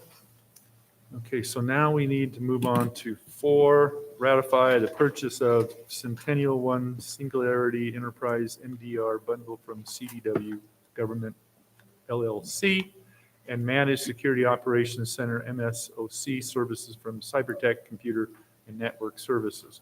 The purchase of this ClassLink renewal license from ClassLink Industry. So we'll need a motion, and if there's any discussion or questions. So I'll make- moved. Tucker, make a motion. I'll second it. 2 seconds? Maria. Maria, okay. And any discussion? Any questions? Yes, I had a question regarding this. It was part of the questions I extended via courtesy email. But I would like to also discuss it in open session and have the data here. My question was, were these costs already factored into the 25-26 budget? And if you don't mind, Ms. Nelson, I'll attempt to respond. Thank you for the question. This is actually kind of a celebration. Our IT department, Mr. Buchanan, excellent at maximizing E-rate rebates to our district. So ClassLink is something we already use. It's budgeted as an annual cost. Same with the filtering service that we already use. This now will be those costs that we already incur for the next 3 years will be 90% rebatable by E-rate because he's gone through the work of participating in a cybersecurity pilot, kind of as a result of the work that's been done at the advocacy level. So there will be some extra costs for the cybersecurity tool, but those will also be E-ratable and sort of reimbursable up to 90% for the first 2 of the 3 years of that. And so our costs are going to actually go way down over the 3 years cycle of this purchase. The reason for the ratification is the federal government had a tight timeline for us to go forward, do the RFP, and then make a selection prior to this board meeting. But we thought it was such good news that we were going to be saving so much per year for the next 3 years that we were just very excited to participate in this. So yes, these are products we use to single sign on. That's how ClassLink gets our kids in without having them enter a new password for every different login. So, but also the filtering is also something we pay for. Now that cost will go down. So that, thank you very much, Assistant Soup Schlosser. I appreciate that information. So does this mean we're going to have extra funds then in the budget? We will expend less in those line items for that period of time. Actually, E-rate's reimbursed. So the money will go out, but then it'll come back in the form of reimbursement over the life cycle of this grant. Okay. So And the net end will be a benefit. the net end, so we'll see it in the unaudited actuals? Gosh, I don't know the cycle of exactly when those funds get actually.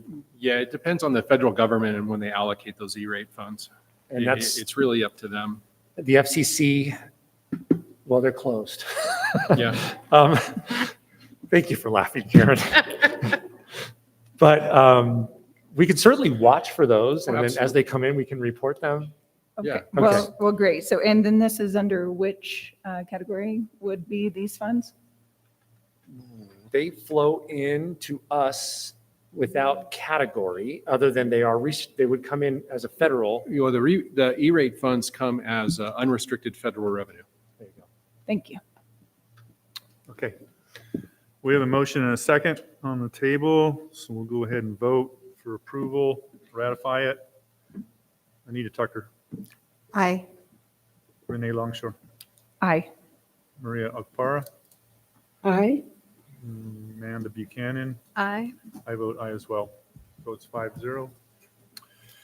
Item 5, accept and sign the AB 1200, AB 2756 summary of proposed agreement following formal board action on proposed agreement with California School Employees Association, Chapter 828 for the 24, 25, and 26 school years. I'll make the motion to approve. So moved. I'll second it. Second, Maria. And if there's no discussion, we can move on to a vote. I do have discussion on this item. Go ahead. I'm just looking at time real quick. I know Trustee Akpara brought up concern last time. Do we need to vote to extend the meeting, or are we good? We have to extend when we hit 10:30. 10:30. Okay, great. Thank you. Okay, let's go ahead and vote. Anita Tucker. Oh, I had discussion on it still. That was just the first part. Okay. Want to make sure we were honoring Trustee Akpara, especially since she's in a different time zone.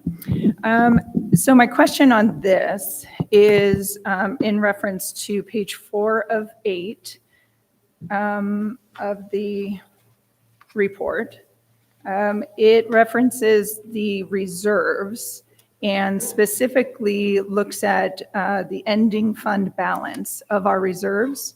It lists it as currently $33,674,480 and shows the deduction after the cost of this to $28,095,827.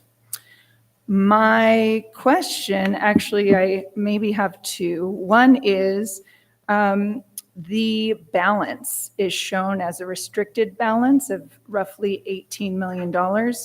And then it goes down to the sum balance of roughly $7.6 million.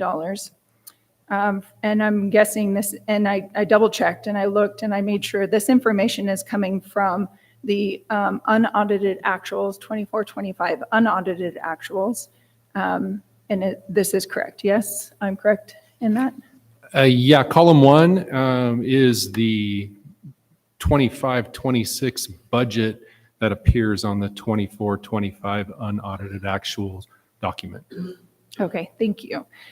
So in reference to that, in the unaudited actuals, there's a certain sum amount of $5,344,427, which is entitled Additional Reserve to Meet Board Policy 3100 of 5% reserve. From how it's worded, it makes me think that this money, the $5 million roughly, was intended to increase our current reserve of 3% up to 5% reserve. Was that the intention? Yes. Per Okay. board policy. Per board policy, yes, Yes. thank you. So this actually caused the reserves to decrease, not increase. Can you explain why? What caused the reserve to decrease? The additional reserve to meet board policy 3100, 5% reserve, when that was taken out of the reserve or shown to be taken out of the reserve, it was not shown to be added to the reserve. If you're referring to the unaudited actuals document, the 5.344 million is a component of the ending fund balance. If you pull out your unaudited actuals and you look at line F2, the total unrestricted ending fund balance at unaudited actuals was $19,125,825.54. All those numbers underneath are components of the ending fund balance. That additional reserve is merely, it's within that 19 million. Yes, thank you. However, when that specific amount was named, it made the reserve go down rather than up. On the unaudited actual document? Yes. No, ma'am, it did not. It just is merely a part of that reserve. The reserve is still, the unrestricted reserve is 19,125,000 and change, and you have a revolving cash component, stores, prepaid items, other assignments, the 3% reserve for economic uncertainties, and the unassigned unappropriated amount. All those components add up to $19,125,000. Yes. It did not reduce the ending fund balance. It is a piece of the ending fund balance. So when we reference the reserve for economic times, uncertainties, economic uncertainties, and assign $7,624,212.12 for reserve for economic uncertainties, those are our unrestricted funds, correct? Yes. Okay, so as those are our unrestricted funds in reserves, and then our amount is deducted. So when we have an original cost in our reserves and that $5 million listed as additional reserve to meet board policy is actually deducted from our unrestricted reserves. No. It's a component of the unrestricted reserves. Okay, the reason why I'm bringing up this point is because as we consider the math of the cost of this item, it shows that it's being deducted from the $7,011,387.69, and it shows that it's going to end up as our reserves, unrestricted reserves, as $1,265,375.10. Is that correct? If you're referring to the AB 1200 on page 4, yeah, the cost of the settlement has to be deducted because it's an increased cost over and above what the budget was at unaudited actuals. From the unrestricted reserves. Well, yes. That is listed after we deducted the additional 5%. The additional to meet 5% board policy for reserve. So it shows after we again now deduct the cost for this settlement that we're at $1,265,000, but according to my math, it seems we should be at $8,461,854.88. So the reflection of that money going away causes quite the difference in the unbalance here. And that's a concern for me, because I feel like this money of the $5,344,427 needs to be accounted for if we're going to say we're only going to have $1,265,375.10 left. Right now, as I see it on this paper, it's just, the money is just, it just went away. It's gone. And I understand what you're saying about, oh no, the unrestricted reserves are still there. I understand the unrestricted reserves are at the top. But then as we go down and look at the individual line items, that's where we see the movement of 3 line items to assets. And then we see the removal of this 1 line item labeled additional reserve to meet board policy, have 5% reserve going away, but I don't see where it went.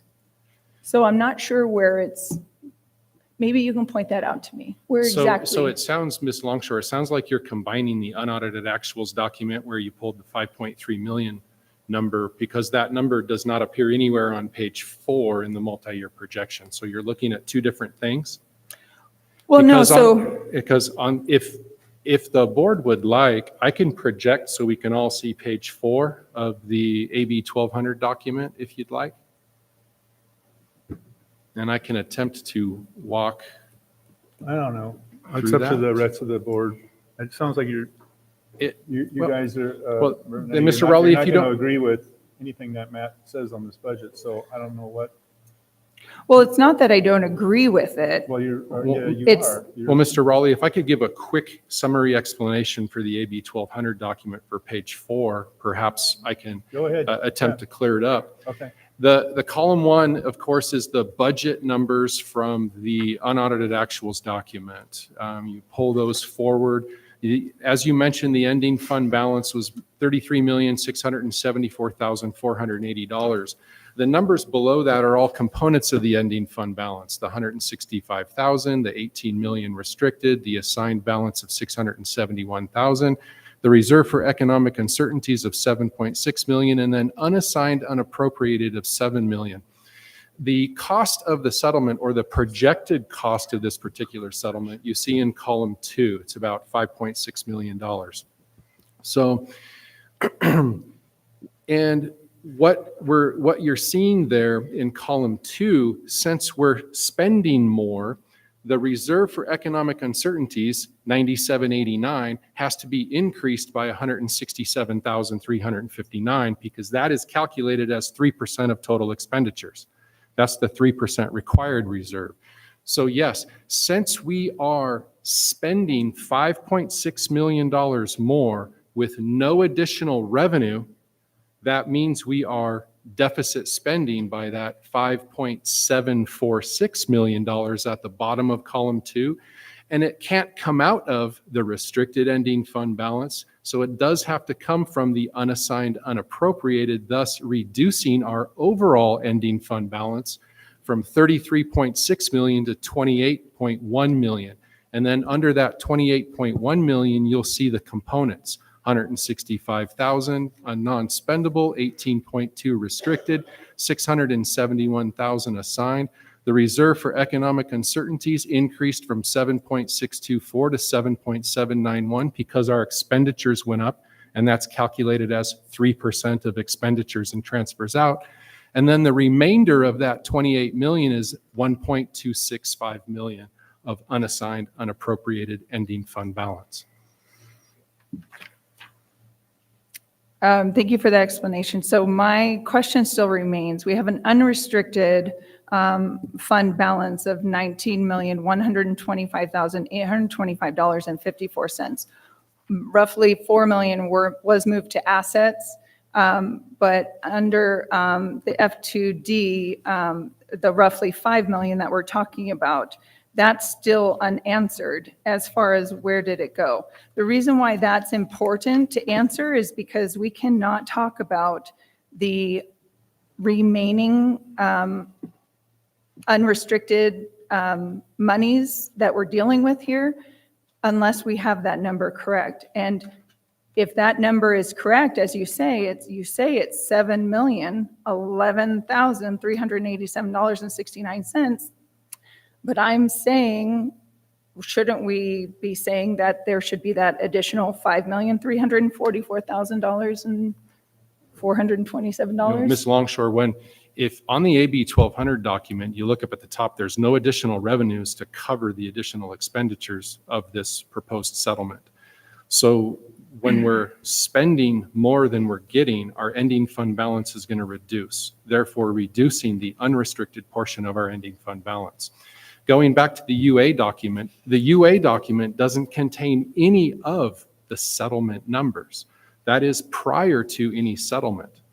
So the AB 1200 starts with the budget as listed on the UA document, not the unaudited actuals. It starts with the budget side. The unaudited actuals, that 5.3 million you mentioned, is merely a component of the ending fund balance. On the budget side of the unaudited actuals document, you'll see that same number. It's not 5.3 million anymore. It's $5,082,680 on the budget side. It's less because the expenditures are less at that budget, and that's 2% of expenditures. It's a part of the ending fund balance that fluctuates. It's an assignment within the ending fund balance that fluctuates depending on total expenditures and transfers out. Yes, and so again, that $5 million should make the funds go up. The $5 million Not down. it's part of the ending fund balance. It's a piece. If you have a savings account and you have $150 in your savings account and you have $50 dedicated to this and $50 dedicated to that and $50 dedicated to that, and then you bring in revenue and you spend more than you got, your $150 balance is going to go down. Those are pieces of the ending fund balance. It's not extra money. It's not a revenue. It's not an expense. It's a component of the ending fund balance. I understand that you're saying it's an expense. It's not an expense. Not an It's a expense, component. but it's a component, but Yes. it's being subtracted. It's not being subtracted. Okay. Where is it being subtracted? That's okay. We can definitely go over this. We can project the papers. I think it's going to be easier to explain maybe if What would you it's like me to project? right now. Yes. Oh, okay. We can project. I can't project something you've created, ma'am. I can only Can I project just what I ask a have. quick Oh, question? okay, the unaudited actuals then. You want to project the unaudited actuals document? Hang on, Maria. They're still arguing back and forth about the money. Hang on. You have a question, Maria? Yeah, and I'm just asking, what we're going back and forth. It seems like we're talking about two different things. It seems like we're talking about a budget that has been set out, but is still moving. So as we set out the budget and it was approved, bills are coming in and we're going to be paying those bills, and so it's not reflected. Am I missing something? Because that's what I'm following. Yes, so what we're looking at here, Trustee Akpara, is our reserves for our district. So the reserves is a money account that's listed as money we have in our district, in our funds. What we're referring to is one of the pieces of the reserves that it's going to be, as duly noted, appropriated as an additional reserve to meet board policy, but it's shown to be taken away from the overall unrestricted reserves.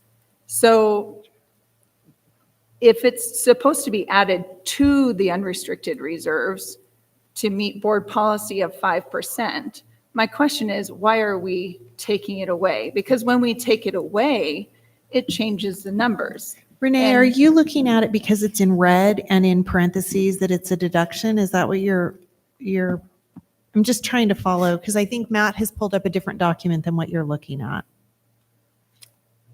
This is the UAs. So this is the unaudited actuals. Yes. Okay, so the unaudited actuals are on the left-hand side and the 25-26 budget are on the right-hand side? The 25-26 budget as of August, the end of August when this was printed, yes. Okay, so if we look on the left-hand side, you can see, So I'll move my cursor over here. You're talking about this. yeah, that number right Right there. there, yes. So this is under unaudited actuals, and it shows that our entire sum, which is up at F2. Right here, Are- 19 million. Yep, 19 million. 125,000. Yes. Okay, and then you can see the next line, 40,000. Yes. The next line, 200 something. 267,000. Sorry, that is some small script. And then the one below it, 3 million, the prepaid items. Yes. Those three items get taken out of that 19 million and they get put into assets. And then as you go down further, we see 0, 0, 0, 0, and then we see bam, the 6 million. Okay, that 6 million is a lump sum of the two numbers underneath it. So one is the unrestricted lottery, that's the 671 you see listed right here on the paper we're looking at in front of us that we're considering. But the other number is the 5,344,000. Yes. Okay, so all of those numbers added up, 40, all the way down, are subtracted from that 19 million and end up looking like we have reserves of 8 million. You can see all the way down to the bottom. Actually, if you take the $19,125,825.54, that is our unrestricted ending fund balance, and everything below it is a component of that. So if you take they're all within that $19,125,000. The 40,000 plus the 267 plus the 3.9 plus the 6.6. And as you said, these two numbers are included within that 6.6, so we don't want to add those in. Then you add the 8 and you add the 175,000, and that all adds up to $19,125,825. They're all pieces of the ending fund balance. Okay. If we look over on the budget side, you'll see that 19,125,000 carries over to this line because it is now the beginning fund balance in the budget year. Our ending fund balance is now 15.4 million. And again, these are all the components of the ending fund balance. The other assignments has been reduced, and this number was reduced from 5.3 to 5.082 because in the budget year, when this particular budget was produced, the expenditures were reduced. So the 3% required reserve of 8 is now 7.6, and the 2% to meet board policy went from 5.3 to 5.08. Again, the 40, the 125, the 5.7, the 7.6, and the 1.9 will add up to 15.471. Thank you for that explanation. Certainly. So as we look at the unaudited actuals, because that's what's already happened, you can Yes. see where we took that additional reserve to meet board policy. And it showed like it didn't go anywhere. It doesn't go like anywhere. subtracted. So as you go down to the bottom to 97, what number is that? I have no idea. Line item 9769, is that right? All that's taken up from the bottom? 9789? Yeah, 9789. Mhm. So that number is the one we're looking at, that number, but on the budget side is what's listed on this document. So that number is what we're subtracting the cost for this MOU from, correct? You're now on the AB 1200 document? Yes. So that number is what we're subtracting the 5,746,000 from for So- this cost with CSEA. So right there. This? Yes. The 7.6 million? Yes. Well, it says 7.62 24212, and then right below it, 7011-38769. And then it shows we're subtracting the cost for the CSEA, and then it shows our remaining balance for that Yes. reserves is $1,265,375. The remaining balance of the unassigned, unappropriated portion of the ending fund balance is reduced, yes. Right. So where is that 5% reserve we keep talking about? We don't have it. You see, our reserve is now only 3.5%. Right. Because we have spent an additional 5.6 million in the budget year that wasn't part of the adopted budget. So that reduces our ending fund balance because we have not recognized any additional revenue since that budget was produced. Okay, but that additional reserve had to be taken out of the unrestricted fund in order to make it $7,011,387. No, the additional reserve was not taken out. The expenditures from the proposed settlement reduced the ending fund balance. No, I understand what you're saying, but are you understanding what I'm saying? No. No? Okay. Then I'm not sure how to explain it other than when we have an additional reserve to meet board policy and a number is assigned to that, it should make it go up, not down. And so when it goes down and we use those numbers on a document as if it had gone down, when you saw on the last one, go ahead and go back. If it didn't go down, but you showed it was going down, but you said, oh, but look, when we came to the budget, look, it's there. It didn't go anywhere. Well, But Ms. Longshore, the budget on the UA document does not include any of the expenses related to this settlement with CSEA. no, It is I not understand there. that. I understand that. But So- what I'm looking at is the money that was supposed to cause our reserves to go up. It doesn't cause our reserve to go up. It's a component of our existing reserve to meet board policy, which states we will have a 5% unrestricted, unassigned reserve. So 5% is what?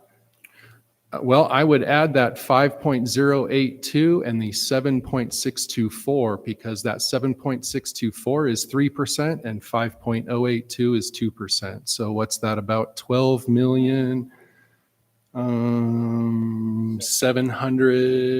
12,706,000. I'm just doing this quick in my head. I'm sorry. 707,000 approximately. Okay, so should that be on here rather than taken away? Well, it should be per board policy. However, with the settlement that the board gave us direction to negotiate, it facilitated $5.6 million of additional costs in the budget year, which reduces our ending fund balance. Okay, so I just feel like we're talking in circles here. I feel like I'm making it very clear we have $19 million in reserves. I feel like this board reserve, this additional reserve to meet board policy, the 5% reserve funds of roughly $5.3 million is there, but it's not increasing the final number. So, That's correct. It does not increase the ending fund balance. It's a part of the ending fund balance. but the money is supposed to be 19 million. And then if we're increasing it to meet 5% board reserve. We're not increasing the 19 million. Can I make a point of privilege real quick? It is now It's 10:30. 10:30. Okay, very good. 10:28, but Well, yeah, but we could have take to the do it vote. beforehand. Yeah. So, not to interrupt, but Sure. do you want to take over or how long do you want to extend for? Well, we have to definitely go back into closed session because we have some litigation that has to be done tonight. So I think we're done with this, this budget issue right now. I think, Renee, if you have more questions, maybe you should just meet with Matt in the office and maybe you guys can come to an understanding on it. And then you can bring it back to the board at another time. And because I think that's what you want to do, is you want the board to understand what you're bringing up. But I don't think it's going to occur tonight. But anyway, so is there, what's that? We do have a motion and a second on this already. So To what? For, to approve. so for this, could I suggest we make a motion to add a special session to go over finances? No, we have a motion on the table to accept and sign this. And I did discuss with you earlier, just over the telephone, that would be an option that we could do is call a special meeting to discuss Yes. this issue that you want to bring forward. Because I know you're very passionate about this and you want to show that this money that you believe is there. So we can do that. Okay, thank you. I'll put that together for you. Wonderful. Thank you so much. Okay. I'd like to add that our CSBA board member, our board director, has also offered to send us somebody Right, and that could be there as well. I had brought that up with Renee, and she didn't want to go down that route. She didn't Okay. think she wanted. I would like things to be done in open session. They would have to. This is not a closed session discussion, and I would recommend that we do have a third party that facilitates it so that we don't continue to have This back and forth. the back and forth, Yeah. because there's not trust. Okay, so let's go ahead. We have a motion and a second to accept and sign AB 1200. And we've had a lot of discussion on it, so I'm going to ask for a roll call vote here. So Anita Tucker, Aye. Renee, I'm going to go nay because the Okay. numbers just aren't lining up. okay. Maria Okpara, Aye. Amanda Buchanan, Aye. and I vote aye as well. Okay, great. So I will put something together for this budget issue for you. Thank you so much, President Raleigh. Okay. Okay, we need to extend our meeting, so let's go ahead and extend. We should be able to wrap it up in an hour. So I'll make the motion. Do we need a motion and a second to approve? So I'll make the motion to extend to 11:30. Do we have a second? Okay. And we'll do a roll call real quick. Anita? Aye. Renee? Aye. Amanda? Aye. Maria? Nay. Okay, good night. Sorry, I'm just kidding. I vote yes as well. So we will go to consent. Item J. It is recommended the Board of Trustees consider approving a number. So we have items for consent 1 through 22. And I'll make the motion that we approve items 1 through 22 on consent. Do we have a second? I'll second it. A second, Amanda. Any discussion? Are we going to be able to pull any You to can pull whatever discuss? you like, Okay, I'd like to pull number 2 and number 22. 2 and 22. Okay, so I'm going to amend the motion to approve items 1 through 21 minus number 2. So 1, 3, 4, 5 through 21. I'll amend the motion. Do we have a second to that amendment? I will second that. Okay. I'll take a roll call. Anita? Aye. Renee? Aye. Maria? She's still Aye. there? I guess she's not. So we will. Aye. Oh. I have to vote. Okay. I'm still here. Okay. Hang with us. Amanda? Aye. I vote aye as well. Okay, so we pulled 2, so I'm going to turn this over to Renee for item 2. What's your question? I'm sorry. Oh, I'm running a me? little ahead of it. Okay. So my question on number 2, it was noted in our minutes, by the way, Kylie, they were more comprehensive this month. I would like to thank you for all your hard work and your diligence in that. My question is on E4 in the notes. It says Trustee Longshore noted that that my document would be available online. I said that with the intent of understanding that usually my spreadsheets are scanned and put into the minutes, but they were not scanned in this time. And I'm not sure why. I don't know if you could answer that for me, or, but if they're not going to be scanned in, then I would like that to be removed so people are not thinking or looking for an electronic copy of my spreadsheet. Sure. I can provide your response to that, or you with response to that. And the reason being is in the past, you had agendized items that you prepared something for, such as the equitable access across the campuses and things of that nature. It was an agendized item that the board considered. Item, I believe you said it was E4. I don't have it in front of me to verify that. It was Matt Schulenberg's presentation. And so the attachment for consideration that the board took action on was Mr. Schulenberg's document, which was agendized. Additionally, you provided handouts and you referenced, I believe, that they were available online. I am unsure where that was, so I just indicated that as it seemed that maybe you had a place that you were putting those out for the public, but I didn't have an agendized item for you to present that evening. Okay, thank you. That provides clarification. So are you not intending to scan in that document then?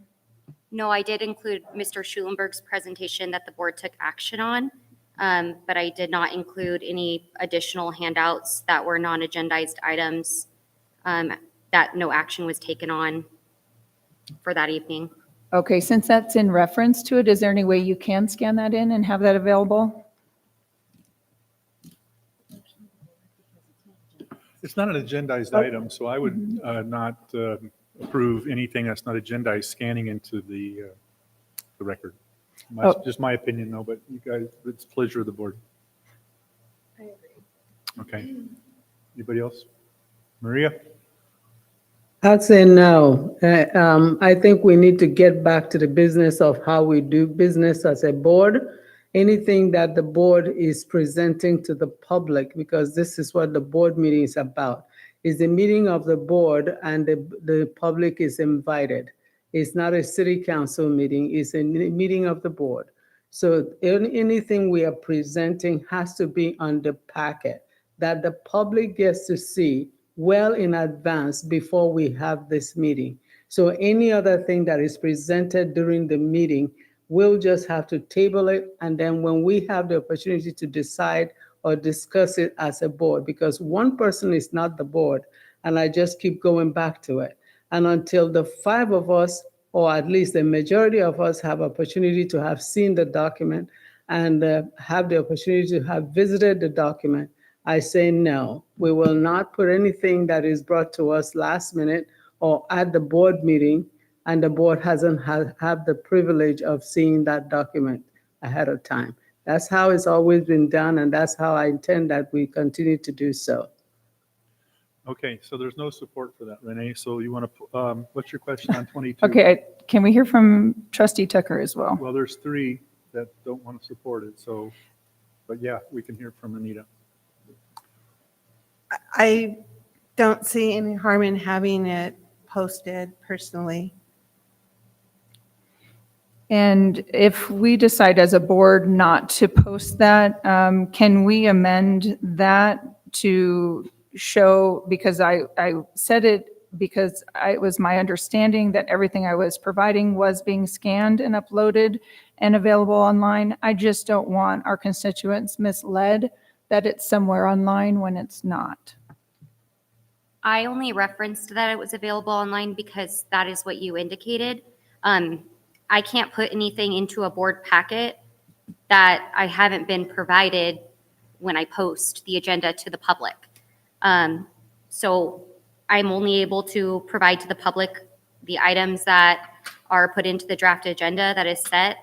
And the content that the board votes on would be the content that would be the official minutes and records of the board action of that evening.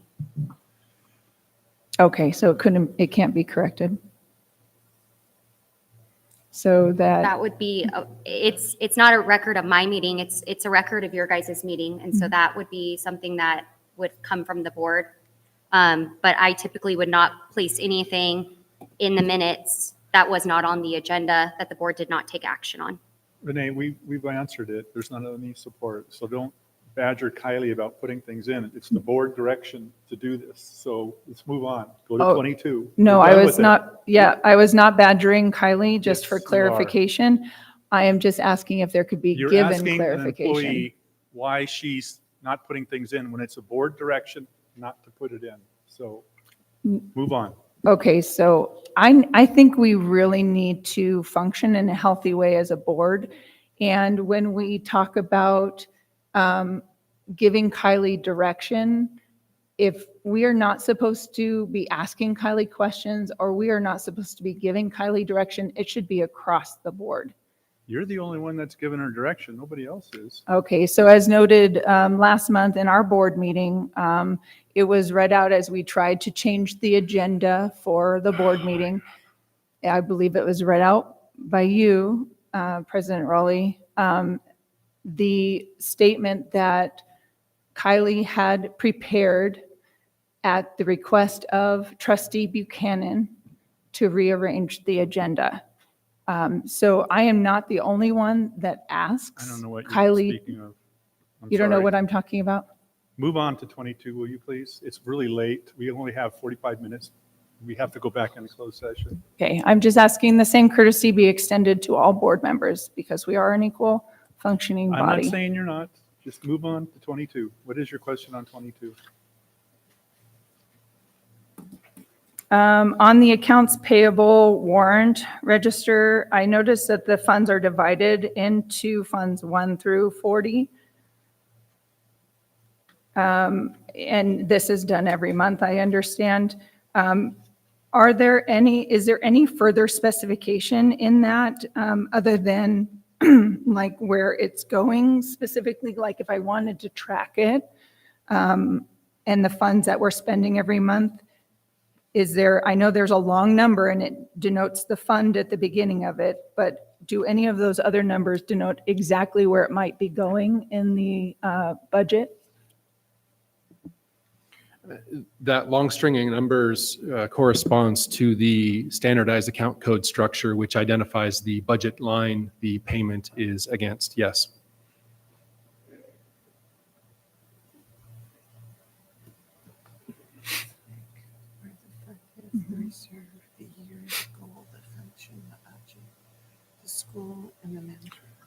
Fund resource year goal function object school management. Those are So the- showing those are the showing where fields. it shows up on our actual budget, like Yes. as far as when it That's the- gets spent down? That's the budget line that is being charged for that particular warrant. Yes. Okay, thank you. Okay, so we need a motion to vote on item 2 and 22 on consent. I'll make the motion to approve. Do we have a second? I'll second. Maria, second. So we'll go to the roll call. Anita Tucker, Aye. Renee Longshore, Aye. Maria Okpara, Aye. Amanda Buchanan. I vote aye as well. So That was slow. I know. Okay, so we're through consent and we are on to a second closed session, and we do need to go back into closed session for several items. So we'll need a motion to go back in. I'll make the motion. I'll second. We have a second by Anita. Okay. Renee Longshore? Aye, yes, no? Aye. Okay. Anita? Oh, whoops, Aye. we're going in a random order. Yeah, I'm sorry, I pulled it out of order. Maria? Aye. Amanda? Aye. I vote aye as well. Okay, we're back into closed session, and we'll try to get out by 11:30. And President Raleigh, just for the record, you guys are going back into closed session for closed session agenda items B2 through B9, and the time is 10:43. Correct. Thank you. Okay.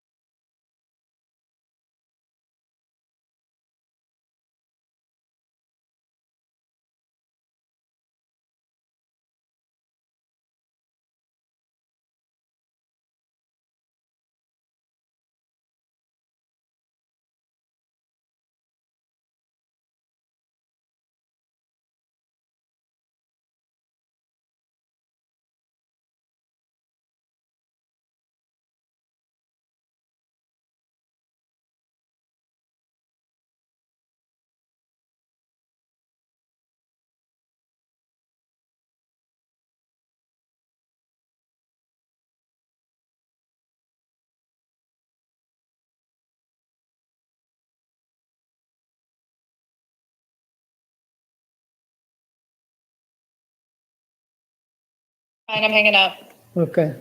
We are 5. Okay, we'll call this back to order. And we have we're going to do roll call again. Okay, I'm here. Amanda? I'm here. Maria, you're here? Yes, sir. Renee? Here. Anita? Here. All right. The clerk shall read the report of any action taken in closed session. And it's up to you. Go ahead, Amanda. It's all Okay. yours. In closed session, the Board of Trustees took action in support of the following recommendation from the superintendent. Item B3, Conference on Litigation, Government Code Section 54954.5 D and 54956.95 E Delgado versus AVUSD. On a motion by Amanda Buchanan, seconded by Rick Raleigh, the board voted unanimously to deny the claim dated September 12th, 2025, and amended claim dated September 19th, 2025 of Erica J. Delgado. In closed session, the Board of Trustees took action in support of the following recommendation from the superintendent. B7, Conference with Labor Negotiator. On a motion by Rick Raleigh, seconded by Maria Akpara, the board voted unanimously to approve the tentative agreement with the California School Employees Association, CSEA, Chapter 828, dated September 5th, 2025, regarding total compensation for the 2024-25 and the 2025-26 school years. And item B8, Conference with Labor Negotiator. On a motion by Rick Raleigh, seconded by Anita Tucker, the board voted unanimously to approve increasing the compensation of all unrepresented employees with the same offer agreed to with CSEA as follows. For 2024-2025, a one-time off-schedule payment of 3% of the 2024-2025 earned base salary for all current unrepresented employees. To maintain the new base salaries, 3% shall be added to each unrepresented salary schedule effective July 1st, 2025. For the 2025-2026 school year, all unrepresented salary schedules shall be increased by an additional 3%, also effective July 1st, 2025.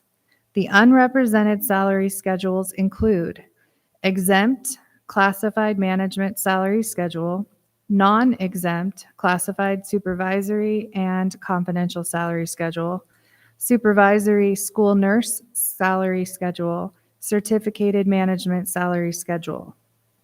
This salary increase does not include the assistant superintendents nor the superintendent. An additional increment to the longevity schedule beginning year 30 at 16% of base salary. Effective January 1st, 2026, the health and welfare contribution shall be increased as follows. Employee only, $11,688. Employee plus one, $22,152. Employee plus family, $28,000, $432. And that is all of them. Okay. That moves us on to future agenda items. Does anyone on the board have anything they want to put on a future agenda? Yes, I do. I have 2 items I'm going to put a request in for. What is it? Number 1, Avuda brought up a concern with salary changing on our budget, 25-26 budget. They noted a change in certificated teacher salaries, certificated pupil support salaries, certificated supervisors and administrators, and other certificated salaries. When I looked, classified has the same sort of change up going on with the percentage of those salaries. So I would like a list, a printout of salaries of these individuals in these units, both previously and current, what their salary was before this change and what their salary is now. Also a list of duties, previous and current. And I would like it to be put on an agenda as a discussion information agenda item to review. For clarification, people's jobs did not change. This was a movement of where they were being assigned for payment out of the budget versus where they should have been. So I don't think that that will give you any detail. What you probably are wanting, I hope, is to just know who the people are that were actually moved from each of those categories. Well, if I could get a printout of their salary, and if there was any salary change, or if it stayed consistent, it would just be both places, I suppose. And then, and if their list of duties changed at all. The list of duties did not, well, okay, I'm just done. Okay, so if list of duties did not change, you could just say, no change. I don't, we have to have consensus to move this forward. I don't agree that it's necessary to have that information, but it's up to the rest of the board. Adding more presentations, because I know there are certain presentations that have to be scheduled throughout the year. It seems like that's something that could be provided to us, like in an email, like a confidential board update. Okay, anybody else? Maria? I'm sorry, are you wanting this as a presentation? As a discussion to do item, she that, said. or the information? A discussion information item. I'd like to be able to discuss what happened when we receive the data. I don't have a problem with doing that for transparency. Maria, you there? Is she on your phone? Maria? I do not know what it will do for us. So, no. Okay, so there's no consensus to put that on. Anything else that you have, Renee? Okay, are we going to be able to get the data? No. We don't see a need for the data. Okay. Well, considering this is public knowledge, I'm going to put in for a public records request for this data. I do think, and I will repeat it as necessary as a board, I think it's important that we're informed, keeping an eye on how things are changing, and then wanting to be informed when they change. I don't think that's a bad thing, and I'd really like to just encourage the continued thought on that. The other thing I would like to request that we put as a discussion action item, board policy 5116.1 needs to be reviewed and updated given the information we were provided with today, including the information I provided before on the topic of interdistrict open enrollment. Didn't we just discuss this earlier today? This would be a discussion action item. Board policy states that it needs to be reviewed and updated. Again, I disagree that this needs to be an agenda item. It's a pleasure of the board, though. What are we updating? We're considering whether we're prioritizing the students of Apple Valley. And if the board decides that, things are good the way it is, of course, then we would just be updating the board policy as is. But either way, it needs to be updated.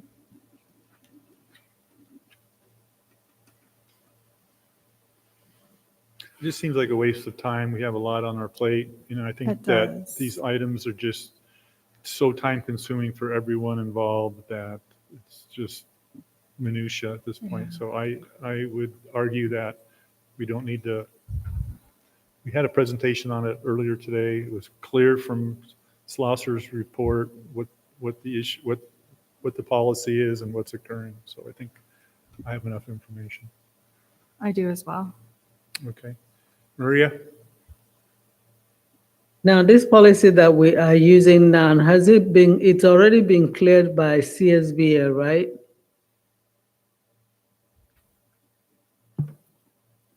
I am looking at the CSBA sample policy right now. I believe the number that was indicated was board policy 5116.1. Was that Yeah. correct? Okay. Correct. It does not show an update since 2019 that CSBA has provided any direction to change this policy. Okay. It wouldn't hurt us to look at the policy and see if CSBA will give us guidance. Maybe it's one of those that is gone under the radar, and CSBA to give us guidance, but I don't see how we should put it in our next agenda or any agenda. I think we should wait to hear from CSBA first, because that's who sends us their Recommendations. blueprint. Yes.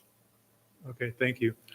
Okay, Renee, there's no support to put that on for an agenda item. Okay, I would like to just point out that agenda items that I propose are voted on by the board. Other agenda items proposed by other board members are not voted on and just added to the agenda. This concerns me as an equally standing board member, that again, the rules do not apply across the board. Well, that's not the case. You need, it's not really a vote, it's just a consensus, and there's no consensus to put that on, so. There is no consensus for other agenda items by other board members that were placed on the agenda. Yeah, there is. It You're was- just mistaken. But anyway, is there anything else you want to do? I want to encourage the board No, I'm talking about agenda items. to consider future agenda items and whether they're doing their due diligence.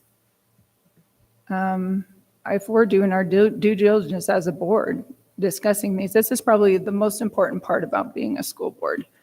And if we keep closing doors, it doesn't leave room for information, it doesn't leave room for discussion, it doesn't leave room for opportunity of improvement. And I think we're in a place where we definitely need improvement.